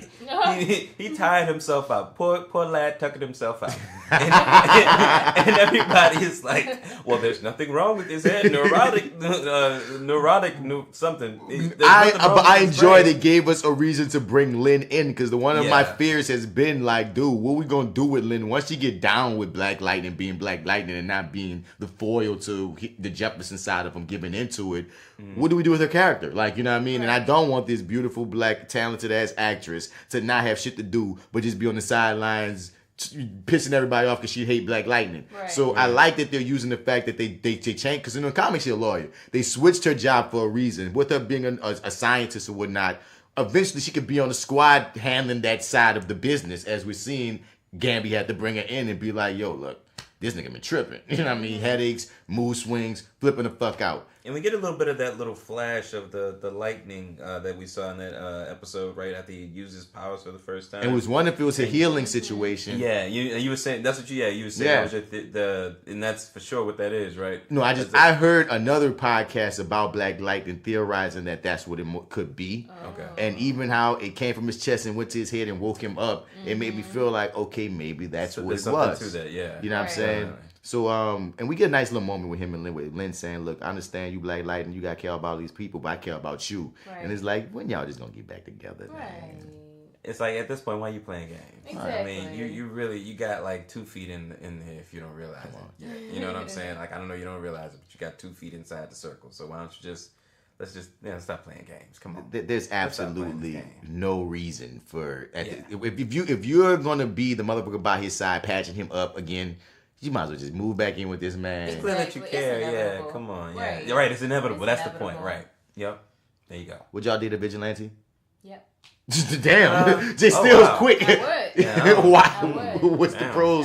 Why you so quick with that nigga? I don't know, man. I don't know. I'm like getting kidnapped and stabbed. Oh yeah. True that. I don't know about the that one part. Superhero. You put it that way, and I'm like, hold up. I was thinking positive. Oh, we gonna get to her. I don't know. It's just something kind of cool about maybe being with like a mystical, powerful, unique, strange, you know? So superheroes, you better have superpowers if you're going to date J.Steel. She said go date so Batman. Sexy. You make it sound so sexy. No, but nigga, she said the ones with powers though, dog. You said mystical powered beings. It could be a weaponized human like Batman. That's fine. That works for me. Okay, fair enough. Okay. Vigilante, cool. Yeah. I definitely deal with it. So broken bones, and you don't know if he gonna come home. Yeah, that's a scary. Well, if I'm dating a vigilante, I'm gonna be a vigilante myself. There you go. All right. I'm gonna learn how to protect myself. You're gonna have to teach me your ways. All right. I'm not dealing with the broken bones and the truth serums and being tied up upside down from a goddamn building. No. Yeah. I'm gonna be that's not the fun part. No. Yeah. You be cool with your woman being a vigilante, Marty. You'll be down with that. You'll just patch up her wounds. Be the Joker's hostage. Let Tobias come find you. Do his albino magic. I realize my answer is gonna say a lot about me. I don't know if I got it in me. I'm being real. I don't know if I got it in me. I don't know, because I feel like the inevitable thing is that's always gonna trickle back somewhere into your personal life. Like, you're gonna piss somebody off, and that's gonna come here. And like you said, what if you keep the secret identity? The secret identity though. If the secret identity is kept up, they might not know about you in connection. True. I feel like that whole thing that only works for so long. Like in reality, today's age, just the technology, like we're being realistic. Well, I guess if we being realistic, that vigilante job ain't gonna last more than a week. Really last, I guess, for whatever. But in a world of Facebook and Instagram. And even, I don't know, just like with the way cameras and stuff work now, and that they're everywhere. Just walking down the street, just parking somewhere, you're on somebody's camera. I feel like that's only gonna last for so long. The your secret identity. It might. So you just not gonna hold your woman down. You just want about self-preservation. He's so specific. He like, look, bro, they gonna find me. They got cameras. I'm like, I can't be found, man. Listen, but no. Well, okay. So here's the thing. Like, I don't know. It's like if you're. Now we getting real specific. I'm saying you about saving your ass. I'm hearing everything about you right now. I'm like, I'm self-preservation, brother. I'm gonna be the last one in The Walking Dead to survive. Y'all gonna see me. I'm gonna be I Am Legend. I'm Will Smith. So you gonna sell identity out too? Like they capture you? No, I ain't gonna sell. I would never, see, that's the thing. I don't think I'd sell out the identity. But the thing is, I think if I just not by choice. No, my niggas say just don't put me in that position. Don't put me in that position. As soon as I find out you Catwoman, if I find out, it's like at this point, it's like, well, shit. Well, we ride or die. At that point, if we ride or die, then it's like, well. Yeah, really, Chip, you got a lady, my niggas. With your actual woman, we're already there. Right now, now, she told me like, oh, you know what? At night, I go out and fight crime. Would you be asleep? I'm like, oh. I mean, I gotta fucking fight crime. Because like. I got one of them. No, I'm like, oh my God, my lady now, man. Let me tell you right now, dog. I got one of them ladies, like, it's like, oh, you do? No. She buys things, and I'm the one who puts the shit together. So, like, you know what I'm saying? Like, if she's a crime fighter, I'm a crime fighter. We all crime fighters. Well, so it's like, in this instance, I guess at that point, it's ride or die. Yeah, I guess we all fighting crime at that point. It's just, that's what it is. Time to get in shape, nigga. It's just like I'm be running now. I'm eating chicken breasts and chickens and stuff. Yeah, I'm doing it every 3 hours. I'm on the Logan diet.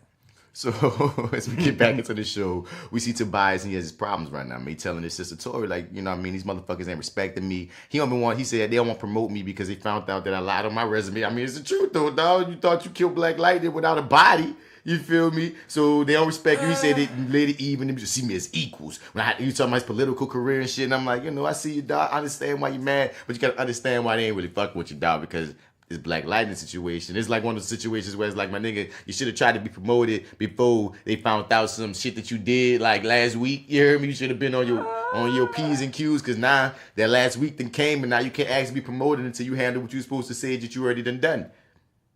Simplest way to put it, even though I don't feel like that was simple, but straight up and down. So we get into more. What you saying? You say, I don't know, man. I feel like when he spills this whole story out, and I don't know, right now, because like I said, I only had the chance to watch this once, not digest it like I wanted to, but the way I sort of took it, his pedigree, sort of like I see where he's coming from in terms of, you know what, I feel like I earned this. Like I used to when I was in that level of power, I used to, command a level of respect when we spoke and when we dealt with one another. And now, because I'm like, how did you start?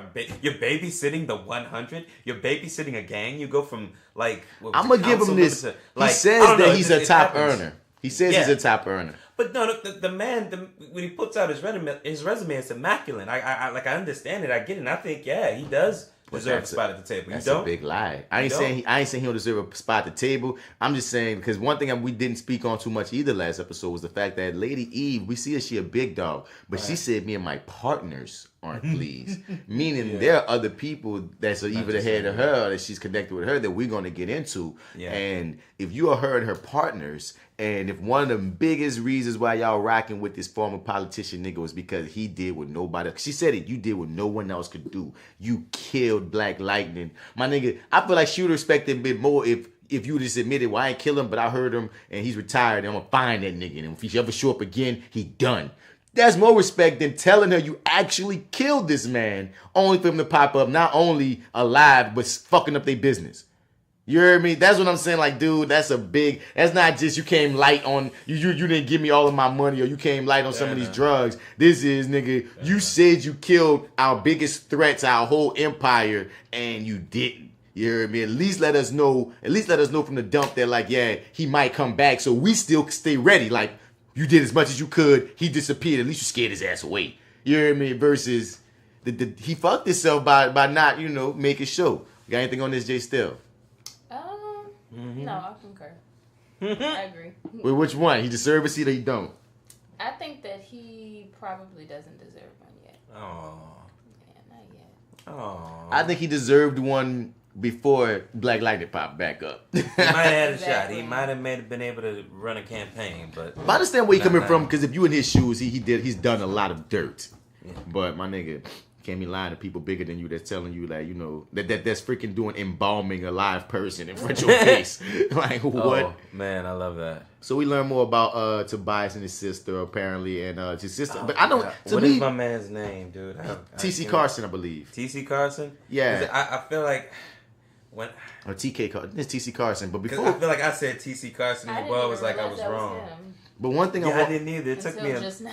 Oh, for real? Yeah. Oh, snap. But before we get into this scene, okay, let me see. I felt like it was a sort of a leap in logic for Tori to be telling Tobias that the reason why you can't rise or you can't be better is because you haven't killed your first enemy, which is their father. And I'm like, wait, he been killing niggas and he thought he was rising already. Like, you know what I mean? How all of a sudden, because he ain't killed their daddy, that's why I don't see that leap. I don't see how she made that make sense.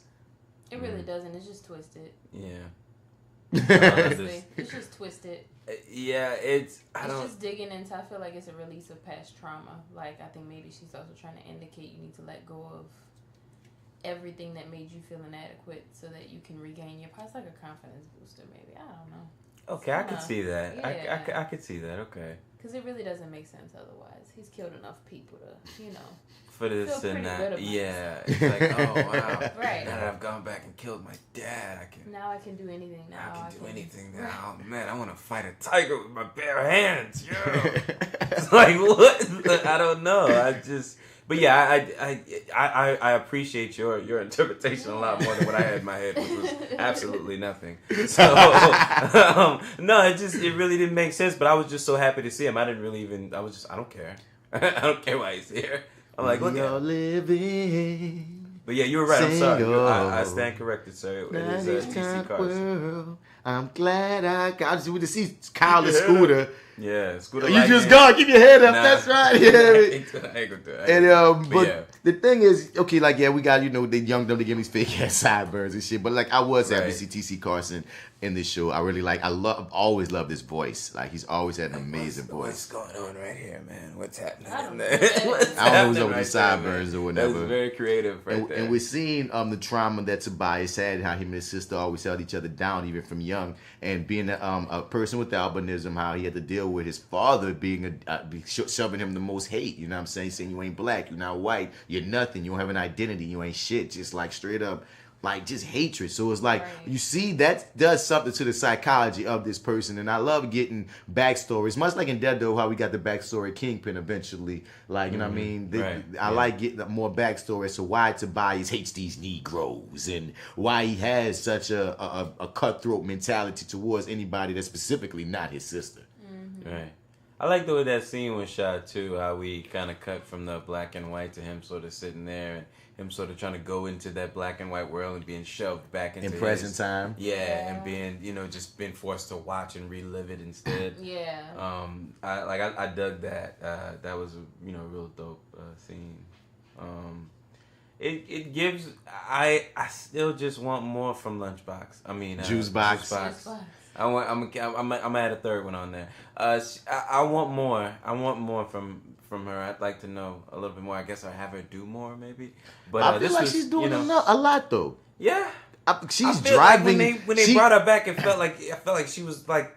Like, oh man, she's a sledgehammer. Just wait for him to just let her loose. And it's like, no, instead we're gonna go push an old man down some stairs. But I'm saying, like, one of you said this, I think last episode, about her being like the brains and such, and she has been. She gave him the idea to go at Khalil. You feel him? She giving him the idea, let's go kill our Paul, let's go fuck him up to get you that, like you said, J.Steel, a confidence booster, be like, fuck all these niggas. Let's get, because this is very similar to, this happened in the comics with this character, Dr. Doom. Dr. Doom, he was on, I'm trying to remember this right. I mean, he was on his brigade to try to win the soul of his mother or some shit back because she was in hell or some shit. And Dr. Doom is a very interesting character. He deals with, like, he's a genius. He's egotistical as fuck. He deals with magic and science and such. And he had to go back and find the love of his life and send her soul to hell in order to get this like supreme power. Otherwise, he couldn't escalate to that level. And it's just demented, fucked up shit because you see him go recorder, and it's just so sick how like after falling back in love with her, damning her ass to hell, and the demons fucking brings her to hell, and then he ascends as this goddess type of motherfucker with the power and shit. And it's like one of those things almost where it's like you got to sacrifice. J.Steel said it. I mean, like you sacrifice that 1 weak side of you to be that next level, right. And she's the one pushing this. She found Eldridge. You know what I mean? She's seeming like really like smarter than him in many ways to me. He's still more threatening, but she's a smart motherfucker. Like you see how, like you see why he called her in to help, right, to get him back. Next scene we got Annisa going holler at her father, and this is the card I was telling you that you could play. Was she brings up the dad? I mean, Alvin Pierce, and immediately Jefferson get defensive on some shit. Yeah. And then she's like, "Oh yeah, I know how you like don't like to talk about Grandpa or whatnot." So I can see maybe he's somebody that whenever he maybe in the past tried to bring up her grandfather, maybe it was such pushback that maybe she's always been kind of nervous to bring up certain familial things. I could give her that possibly. Okay. You feel me? But then he tells her a bunch of bullshit like your grandpa always wanted to do good. And I'm like, that had nothing to do with what she came in to ask you about, which was like grandpa had these stories and what was up with these stories. Like that didn't connect. But she wanted to go see Grandpa Partner. And I don't know what this actor's name is. I forget. I know him as Doc from Everybody Hates Chris. He's been in the game for so freaking long. Let's see what his name is. He's been around for a while. I like that. I was glad to see him though. It's like they always pull out. See, this was one of those episodes where they pulled out a lot of faces I was happy to see. Right. But yeah, I am looking him up now. There we go. I really like this scene, man. How did this scene hit you when you first peeped it out, J.Steel? When she's basically trying to get information, he shut that ass down. I think the way he shut her down so calmly and politely, it was almost like an immediate knee-jerk reaction. Really sets the tone for something ominous because it doesn't match how his tone was when she first got into the office, and he was helpful and friendly, and it's like as soon as she was like, "Oh, I'm looking for so and so," he's like, "I got other things to do. Away. Goodbye." Yeah. My nigga said, "I'm gonna say this politely out of respect for your grandfather." He kept the same Let me tell you something. Get out. Get the fuck out. Let me tell you something. I saw Luke Cage. I know what they do to the black reporters. The old black reporters. I'm gonna tell you something, y'all. That ain't happening to me. Get the hell out. I got a. I mean, he had the FCC Luke Cage. He saw it happen to Alvin. Oh no, wait. Well, it didn't happen in Luke Cage. That was in Daredevil. That was Daredevil. When they killed your boy.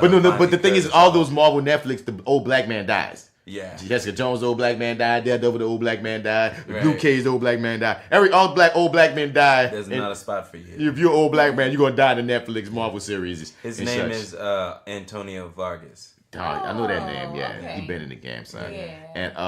And so he tell her to get out. She give him some shit, and we get to this next scene with Jefferson doing the Batman with Henderson, and it goes back to what you said was gonna happen, Marty. And I think y'all both said that he was gonna be the Commissioner Gordon Batman. It's the exact relationship. What it is. I liked how he set the lights up for Henderson to be like, what the fuck? And he having that back and forth, and And then he call it the black phone. Yeah, when he get the black signal. When he gave him the phone, old school. Come on. And I didn't expect Henderson. Can he see him? Like, what's going on? I don't know where Jefferson is. Hidden by the bushes. I don't know. They don't establish really it. Strange. Yeah, because you see how they're trying to like mess with the perspective there. Right. I don't know, but it's kind of weird. It's in the shadows. But because when he's gone, he knows that he's gone without him saying anything. Right. You know. But yeah, I thought that was a cool scene. I imagine that's not what you wanted. I was surprised that Henderson was so ready to work with him. That was my only thing, because he's been so anti-Black Lightning on every episode. I thought that we may have needed a scene where he shoots Black Lightning down, something go down, that he needs Black Lightning, and then he be like, you know what, all right. You know what I'm saying? Because he's been so anti-Black Lightning that it just took that one conversation to be like, yeah, you need my help like you did before. Yeah, you're telling niggas that you didn't need my help, but guess what? You did, and I'm gonna remind you, because right now, I'm back in front of your face. So, Henderson, what's up? You jumpy ass motherfucking cop. You jumpy for a cop, nigga. Nah, give me the information on Toledo. I don't need warrants. I'm Black Lightning. Remember, you said you don't hate me, but guess what? You gonna help me again, because you did last time. So it's like, damn, nigga, you talk that shit to Jefferson, you talk that shit at the dinner dinner table, you talk all that shit in the school when you're there every day. But when you see Black Lightning, it's like fanboy, like, yeah, I'll take the phone and yeah, I'll figure it out. I got you. I'm gonna get your toy. You know what? I will give you that it would have benefited them to have some sort of connective tissue to sort of give us something to sort of get him to that point. I agree with you there, but for me as a fan also too, one of the things I'm willing to forgive, and also I want that relationship. I didn't realize it until I sort of saw it and how it could work out and how it could benefit them together. Yeah, definitely. I'm like, I actually want this. This actually makes sense. And as the DC television, CW, whatever you will, formula goes, our hero needs a team. Right now, and he has a suspect. He has a suspect ass fucking mentor. Right now, mentor. Yeah, he has a very suspect ass mentor. If you look at his squad, we may have to get rid of him altogether. Yeah. Wait, pause. If we said look at his quote unquote team, he has a suspect mentor.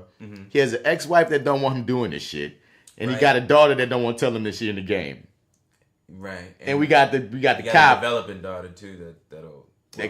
We gonna get to that, and we got the cop that talks shit about him to other people, but bend over for him when he need him to. Yeah, yeah, man. And that's about that's a 4-person team. Well, it's like you're gonna give him a nice little squad when they come together. How you feel about the Batman scene? I did fan out for the Batman exit, and I like the way that they flipped it when Henderson was like, "Oh, you're still doing this, and you're still doing that too." And I was like, "All right, cool, Batman Easter egg." Like once again, it's almost like as a fanboy, certain things they forgive me just off of pure. That was cool. What you saying, J.Steel? I just think it was an eventuality. Like, he was against Black Lightning, but I think there were little subtleties in the things he would say where in that moment he realized, yeah, motherfucker, I do need you. Come on. So I think that bridge would have been helpful, but I really don't think it's necessary. Like, to keep everything moving along, because it was obvious that that's where it was going and that it was necessary for both parties, especially for Henderson. It's definitely beneficial for him. So. Yeah. Henderson a fucking jilted lover. You know what I mean? Like, man, I don't like Black Lightning, man. I don't fuck with Black Lightning. Can't wait for that nigga to come back, though. That's man, exactly I miss me some goddamn Black Lightning. You feel me? Send me an email or something. Man, when you come back, man? Because it's such a turnaround, and he's so quick to be like, yeah, I'll take you back, baby. Like, yeah, you missed your nigga. Yeah, that's all it took. So smile and some roses. So another cool moment with Lynn and Jefferson, and Lynn basically once again saying, "I'm caring about your well-being. I need you to be careful. We got kids." And here we go. Here we go with this scene. Auntie. And Jennifer, the girl who got her freaking wrist broke by Jennifer, and her mama and her auntie come in and go into the scene. So this is a funny scene, man. So the mama comes in because Jennifer has broken the girl's wrist from earlier, and the auntie is like, "Oh, y'all gonna pay for this? Look at how nice y'all living. So y'all gonna pay for her wrist and all this money."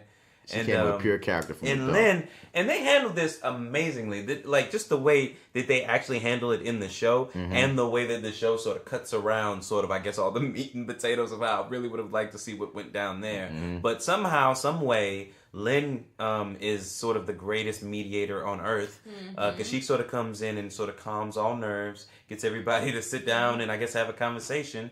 And we sort of jump to the end of that conversation, which apparently goes extremely well. Very well. Yeah, Jennifer comes in, and these people were at each other's throats. They're like all laughing and happy, and I'm like, wow, this is a total contrast. Before we get into Jennifer coming in, J.Steel, what you think? Black mamas, your child heard this shit going down. How you would have, how it struck you? This is very accurate. I actually would have, in reality, probably would have been way more. Possible fight. Right. Honestly, I mean, T looked like she was ready. Yeah, there's gonna be that one family member. If it's not the mom, there's gonna be somebody that is gonna come there with a bat or something. Something is gonna go down. So I think this was very accurate. If this was Netflix, you might have not wanted to let NT into the house so willingly. Two things. You might want to have this conversation on the porch. Two things. One thing I didn't get props on earlier, dog. As far as you could tell, this is black writers. We didn't mention about scenes before when we was first in the skate land with Jennifer and these girls. Jennifer told that girl, "Man, with your ashy ass knees, put some lotion on them ashy ass knees."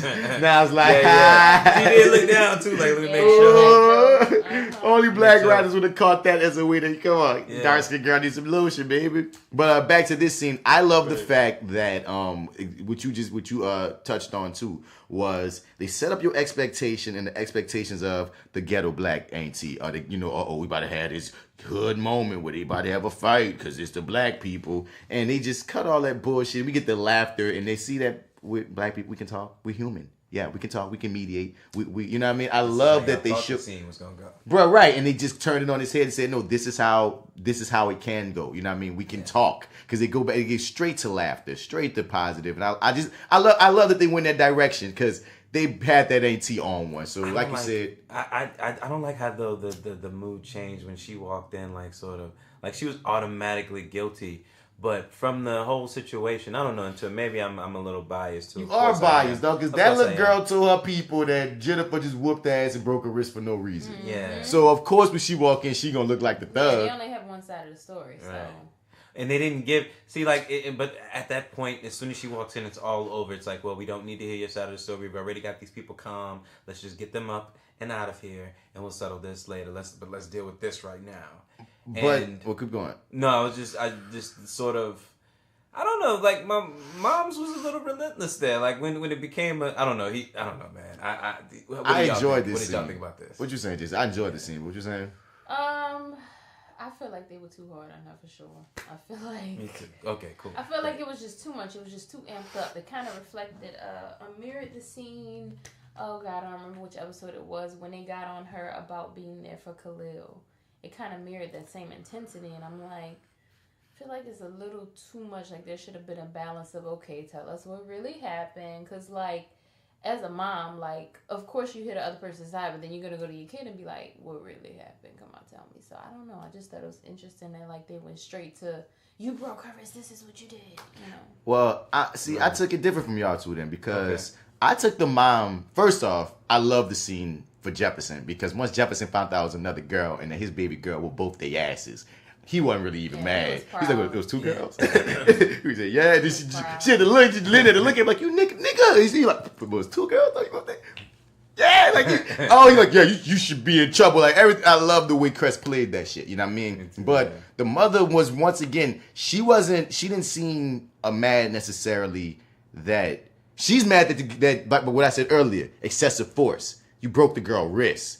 Everything about what she said is take responsibility for what you did. She said, I just was defending myself. The mama said, no, you broke that girl wrist. You feel me? So even if they started the fight, you didn't have to do that. And then on top of that, she's projecting because especially when Jeff is cool with that shit, she already don't want this nigga out here fighting. And now my daughter in here fighting, and then you proud, nigga. Because even she said, she's like, somebody in our family got to realize that you don't have to settle your stuff with your fists. And she walk off. I was like, oh, that wasn't even for Jennifer. That was for Jefferson. Like that was that anger coming out. So she sees this DC Marvel Jackson 5 family battleground thing happening right in front of her. She sees it just developing, percolating. She don't see powers. So about it. Only she sees vigilantism, but she sees her she sees her man and their daughter, and she don't like that part of it. But I don't, because the thing is, I felt where you're coming from on the level of mom could have been like, what's your side of the story?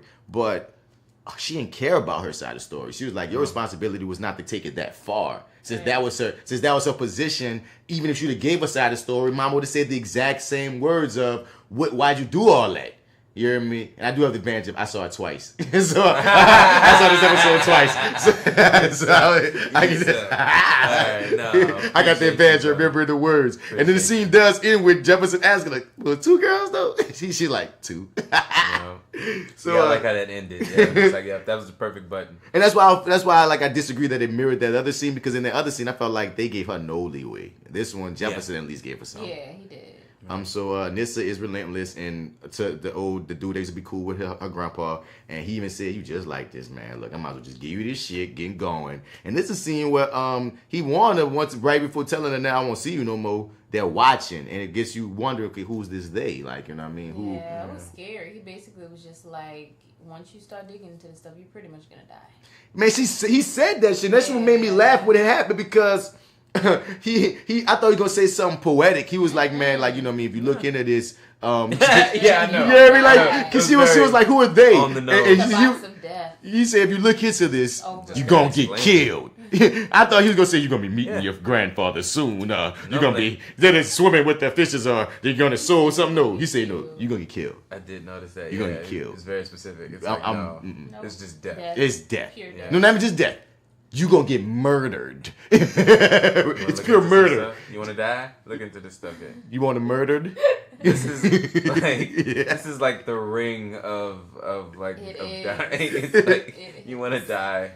Because old head this investigation. He is traumatized, and I just love how this actor. What's his name again? Antonio Fargas. Yeah. He instantly and effortlessly goes from this positive to this negative to this I want to help you vulnerable to this I'm terrified. You know what I mean? Because he even started this conversation kind of more cheery, just like the other conversation of like, you're back again. Ha, ha, ha. But guess what? You're going to die. And I'm scared. Like, it's a bunch of, like, he's just an amazing actor. We was about to say something else about that scene about him. No. I was done. No, I'm scared. So we get to Tobias. He goes to meet Kyle, Eldridge, his father. And at first when I saw this scene, he just punched this man straight in the face, and then Daddy said, "You still here like a bitch." He just a dick. An asshole. I'm like, but you kind of want to give him a little bit of credit. That's a G. This man just choked somebody out with his bare hand. He broke a neck. He did. I mean, that's got to be a hard ass swing. He did. God damn. And the actor, I noticed that the actor, his eyes twitches and shit. So they wrote that shit in the script. He said, "I took care of you with your twitchy ass eyes." And then go to his eyes twitchy. I guess there's some like condition that the actor actually has that they wrote in that just made it part of the character. Really? Yeah. Okay.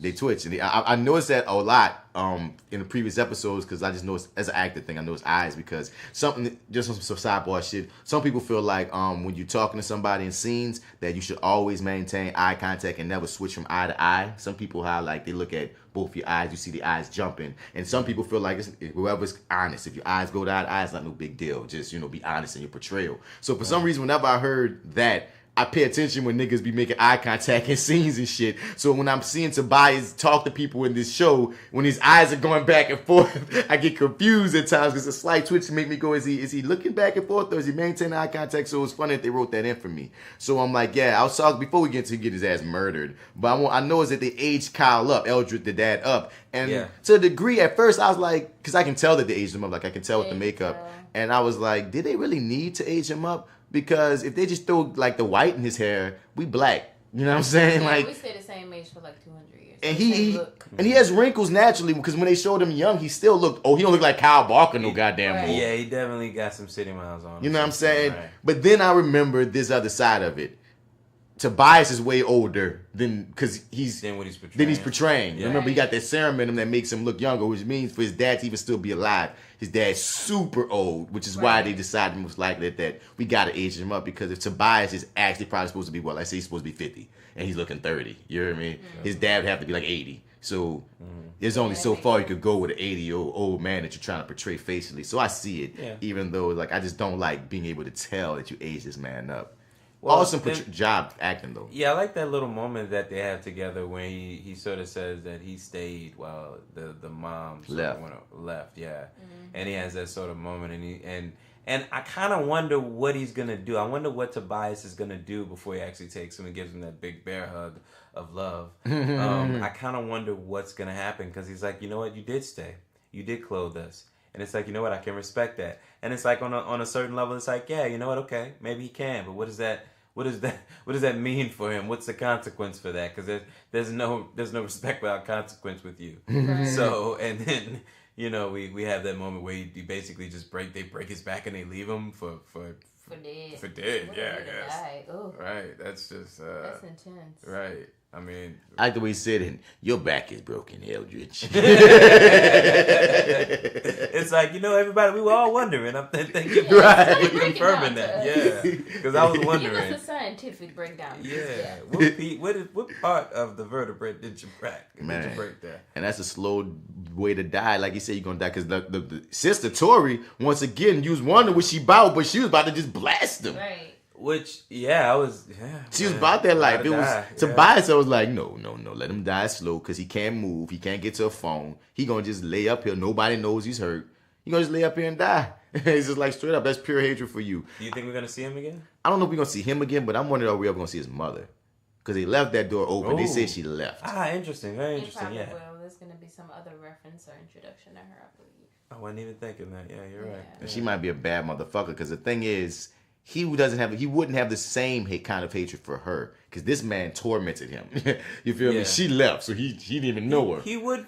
I believe he would feel some negative, some negativity. You left us with him. Yeah. Right. Oh, but there's that angle of it. You left us with this monster. Yeah. Like, and did you leave us because of me having albinism? Right. Fair enough. Because at least Tobias probably have all these questions in his head. Yeah. But as we move on, man, we got to this, and she's finding out more information about like how we get to see Tobias in his quote unquote young political career, younger days. Right. Yeah. And those are very interesting. And she keeps seeing that her grandpa wrote all these articles, not only about him, but we found out about these kids that were tortured, that apparently had enhanced abilities that we never saw again. We seeing that the pictures of them. She's putting things together. She's wondering what's going on, and she realizes, okay, I got to go find some shit out for myself. She finds this key that links to this that has this that has these letters on the back that I thought about Galford as fuck ASF, and she looks like as soon as I saw ASF, I thought as fuck is on this fucking key. So she finds out it's at this storage facility that she has to go to, and she decides, well, if I'm gonna go to this storage facility, my nigga, I got to goddamn suit up. I got it. I'm on my vigilante. And she goes in the closet to try and find something. I like that in this scene. They got this ominous music playing, and she's about to suit up and find what to wear. Then they stopped the music, and she called her sister like, Jennifer. Moment, I like that. You see my black hoodie? And she like, nah, even though she's wearing the fucking black hoodie. Right. And then she goes back and they put the ominous music back, and she's looking for something to wear. And she finds the black costume from the costume party that Jennifer accused of being a dominatrix in. That joint, and we move on to her deciding. I do appreciate the comedic breaks, even with the real consequences that they give us here. Like, they have to. Yeah. No. They do. You're right. They really do. Definitely. They really do. And they nail them here. They nail them perfectly. And then we get to this great scene between father and daughter. And I think I said this on the previous episode, and I really love the casting. Like, Jennifer really looks like Jefferson's daughter. Annisa really looks like Lynn's daughter. Like, they really look like a family to me when we look at them. Agreed. And they have this moment of, which is a conversation as a parent. I'm more to show you've heard as a kid, and you're going to have to give it as a parent about, holding your temper, and And he gives it perfectly, because she even gives him the shit of like, dude, that shit easier said than done. I tried. 2 people tried to jump me. One supposed to do it. They try to regulate it upon your head. And he has this cool ass quote, and you thought it was gonna be MLK. But you thought, it wasn't black quotes. Captain quote. Yeah, but that's part of his character. That's how he teaches. And this time was a Holocaust survivor that he quoted. So it lets us know that his quotes aren't bound to figures in black history, which is great. It doesn't box him in. It makes him an all-around educator and, father figure. And, he just breaks down like, you got to calm that shit. You got to know when to walk away. And he even agrees with it like, yeah, it is hard, baby. But, you got to at least try. Which is a nice little nugget. A nice little, because the thing is, we spoke on this before. This show often plays out like a family drama as well as a superhero show. And you're not going to care about the heroes if you don't care about the people behind the masks. And especially when she decides to go out and be a vigilante, you got to care about the relationships, all the relationships. So when things are put on the line and when people are in real positions of threat, you care because you see these moments when they talk, or when they just are normal father and daughter, or brother and sister, or sister and sister, or mother, you know what I'm saying? Yeah. So it's great that we have these moments. And another moment of levity is he's training. Is this something that you're used to, Miss J.Steel? Big booty problems, big thigh problems. She's practicing all her moves in a latex, and it completely splits. Totally relatable. And she even say, all his ass. Black writers. Or pretty cool improv, I don't know. Yeah, no, I feel like that came from her. And we go into this scene where she decides she has to find a superhero costume. And this was a funny scene, but did she completely out herself in this situation, or how did y'all take this in? No, I think that, people cosplay and do different weird things. I think she was just like, I need a superhero costume. He was probably like, okay. She might be into some kind of weird superhero role play fetish thingy, or he's just gonna become like a gay Gambi. I don't know. Now that last one, I definitely gay second. Gambi. I thought he was gonna be a gay Gambi. Gay Gambi, yeah, I thought he was definitely gonna be a gay Gambi. Because Gambi is the tailor. I also thought that she outed herself very much so in this. Because he did say be safe out there when she left, and that made me go, wait, how much did you tell this man? That was tongue-in-cheek, though. I feel, definitely. I feel like he may have taken it that way, but when he sees it on the news, he's going to be able to put that together. Yeah, then again, this is a world where Black Lightning does exist and people know of him. So, I mean... It's not like he has, like, see, she paid with cash. Yeah. There's no paper trail there. So it's like, it's not like he's going to be able to find it. He doesn't have a name or anything, probably, but... I mean, he doesn't seem like a bad person. He doesn't seem like a bad person, but it's also, too, you want to cover your tracks. You don't want to put him in a position where he could give information. Oh, he could get murdered. Yeah. Because, you know... Because, of course, anybody you talk to is liable to get... If they know if you know the secret... Kidnapped and stabbed. If you know the secret, you liable to get murdered. Yeah. It just is what it is, you dig? So, and I mean, I thought it was a cute little scene. It was a cool little scene. And also, shout out to the comic books. Her character, when she first started the comic books, she had that blonde wig. Because in the earliest... Oh, yeah? Yeah, in the earlier pictures of the sisters with Jefferson, when we first saw her in costume, it's just not that costume. So she's obviously going to get an upgrade. She got the braids. So it made me feel like when she really be, the sidekick Thunder, she going to have the braids. So that's a cool shout out to the comic book roots of the blonde wig. Or the wig, I should say. So the next scene that we get into is what did we just pass up? Him fighting. It was him fighting Henderson. Yeah. Henderson gave Toledo's girlfriend, and the fact that girlfriend been kicking with someone who matches Toledo. And once again, Henderson loved him some Black Lightning, dog. There's a thin line between love and hate. He came through. That's his boo. He said, just don't get me in trouble, boo.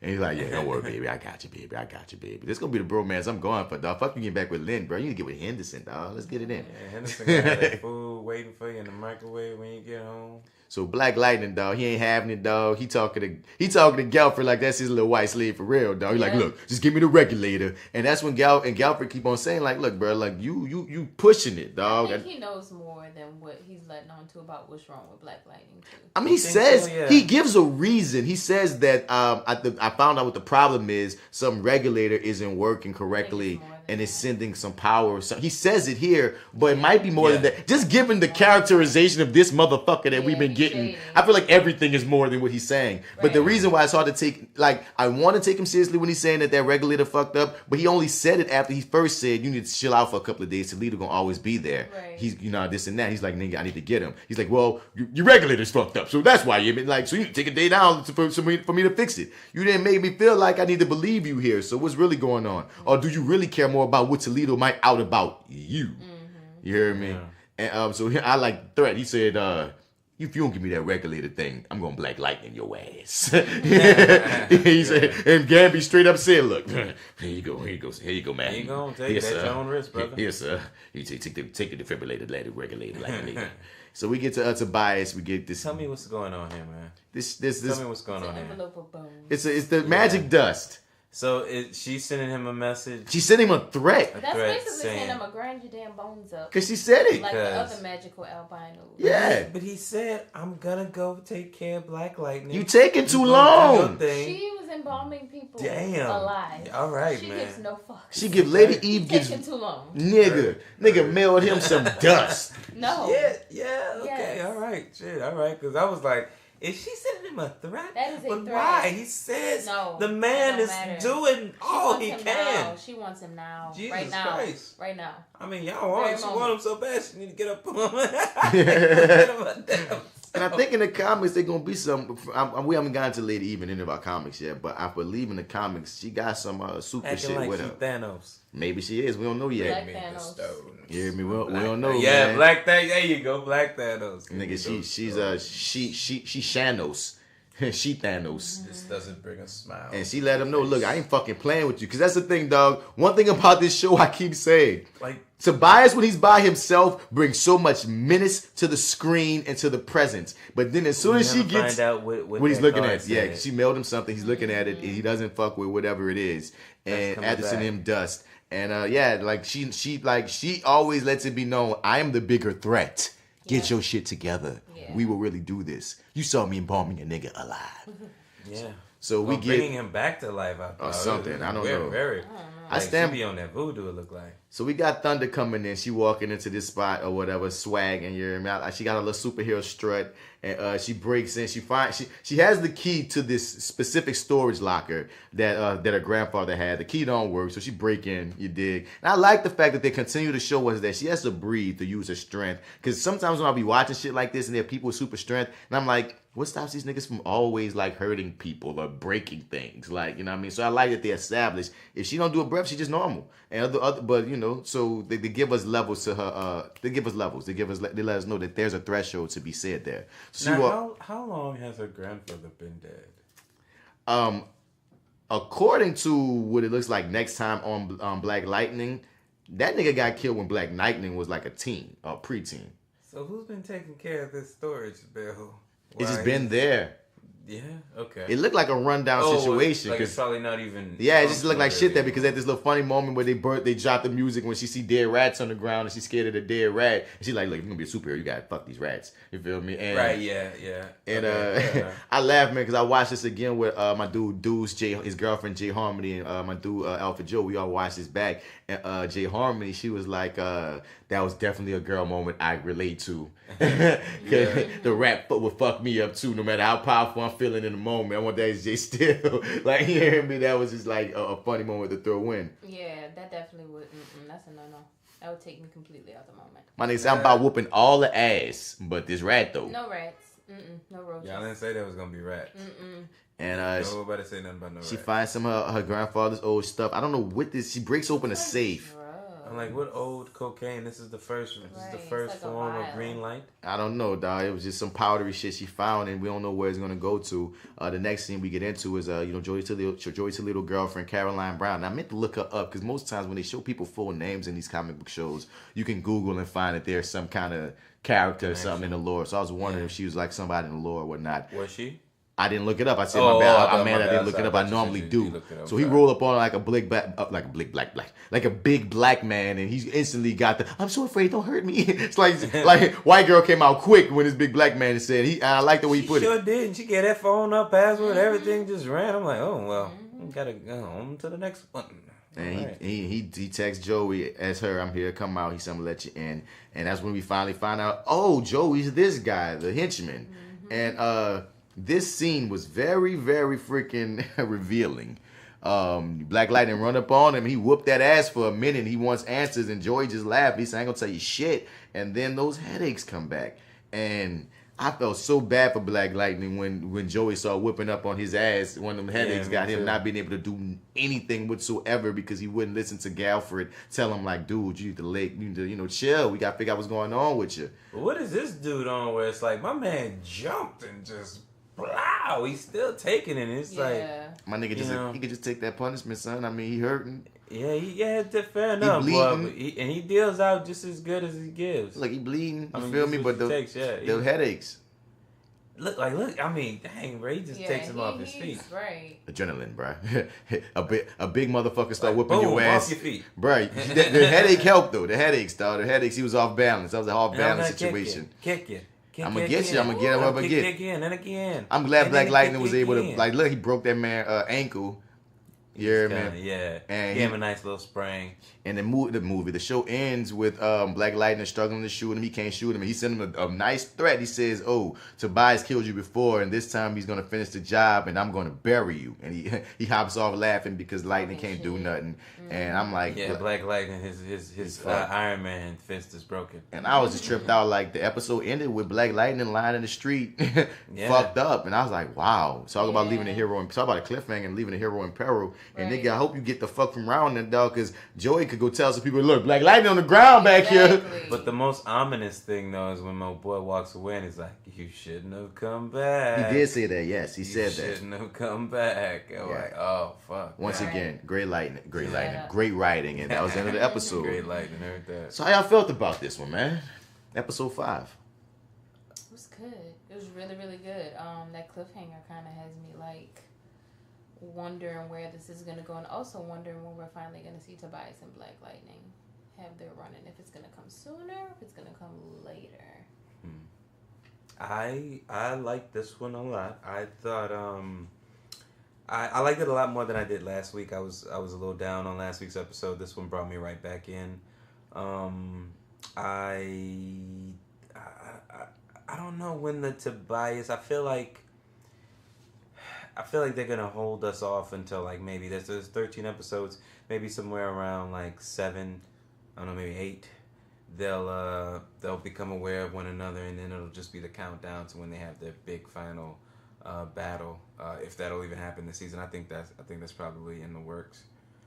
They gotta have that. They're setting them up for a showdown, so they're going to have a showdown. Just about when and how many. Because a lot of times they have that initial showdown, and then they have that big showdown. So I don't know how they're gonna play it. But see, now they put him in such a place where I'll just you take a drink every time I say Danny Glover. But he like he's so Danny Glover right now. It's like, well, man, if we put you up against him, there's no way you're gonna be able to win. At least not in my opinion. And that's why he needs sidekicks. Right.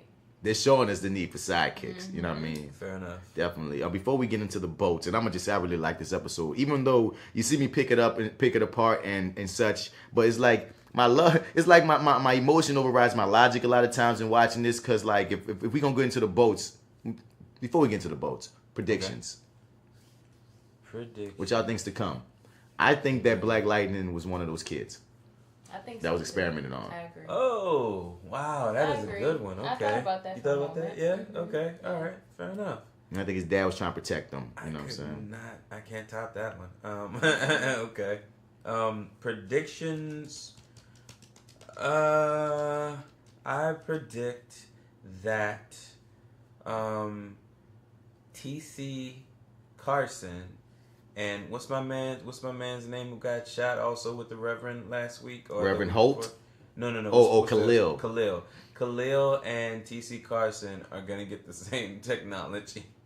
TC did. Not that Khalil gonna get what you're saying. They're gonna get the same technology, and they're both. And I think TC is gonna foil Tobias's plan. So you don't think he's dead? Some way. No, I don't think he's gonna die. You think that loose end is gonna come back and haunt him or bite him? You can't kill pure evil.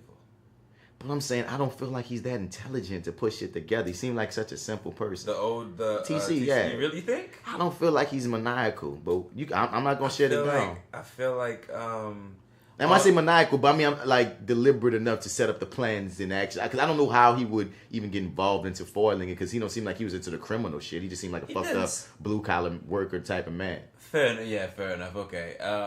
But I feel like he's not done. I feel like we're gonna see him again, and I can't exactly say how, but I just sort of feel like he's gonna foil plans later on down the line. Like this was sort of, I don't know. This wasn't the last time we'll hear from him. I think we'll see him again. Yeah. That's predictions. My big one was yours, and I thought about it, and I was like, nah, it's probably not. But now that you said it, I think that there's some kind of link with Black Lightning and those kids. And those kids. Yeah, that's a great prediction, actually. I love that one. I'm very curious. Which I want to see next. I'm very curious to see what happens with Eve. I want to see more about Lady Eve and what she really got going on. I also want to see where Anissa's character goes. What's going on with Thunder? Yeah. How she builds.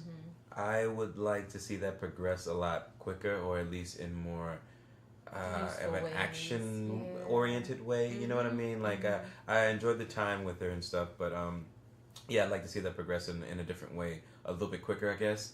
But I'd like to see sort of the development of Jennifer. I'd like to sort of see where she's at, and I'd like to see her sort of pushed into this sort of realm, and let's sort of get both of them sort of caught up to where we're sort of training them to go out with Black Lightning, or maybe even out on their own. I can't wait for Black Lightning to run into Annisa while she's vigilanteing. Like, I can't wait because I think he's gonna run into her. I don't think he's gonna get told beforehand. I think he's gonna see this woman or this other hero doing some shit. He's gonna be like, "Who the fuck?" Yeah.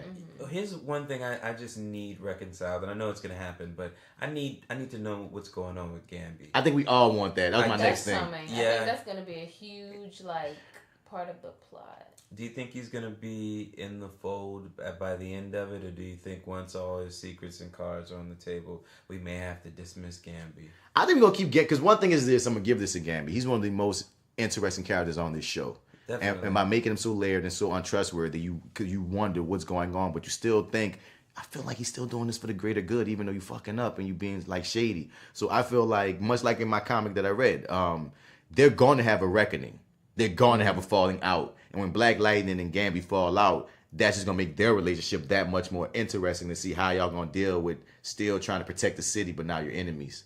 You feel me? Not enemies, but now you got an issue to have a problem with him. Because there's most likely that he, like, just the way that Gambi and Tobias were talking in that scene, Gambi has something to do with Alvin Pierce being killed, just like the comics. I just feel like they're going to... If he don't have nothing to do with the dad being killed, he has something to do with Tobias and the fact that you could talk to Tobias. So, matter of fact, not matter of fact, but y'all can have a conversation. You still telling Pierce that you don't know nothing about this, man. Like, you know everything. So, like you said, that's the biggest one that we all want to see develop. What's going on with you, Galfred? What's popping?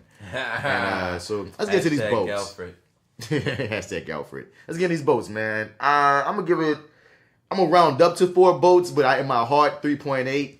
3.8, but I'm going to round up to 4 boats again. I just really love this show. I really do. I'm going to give it 4.5 bolts. I say 4.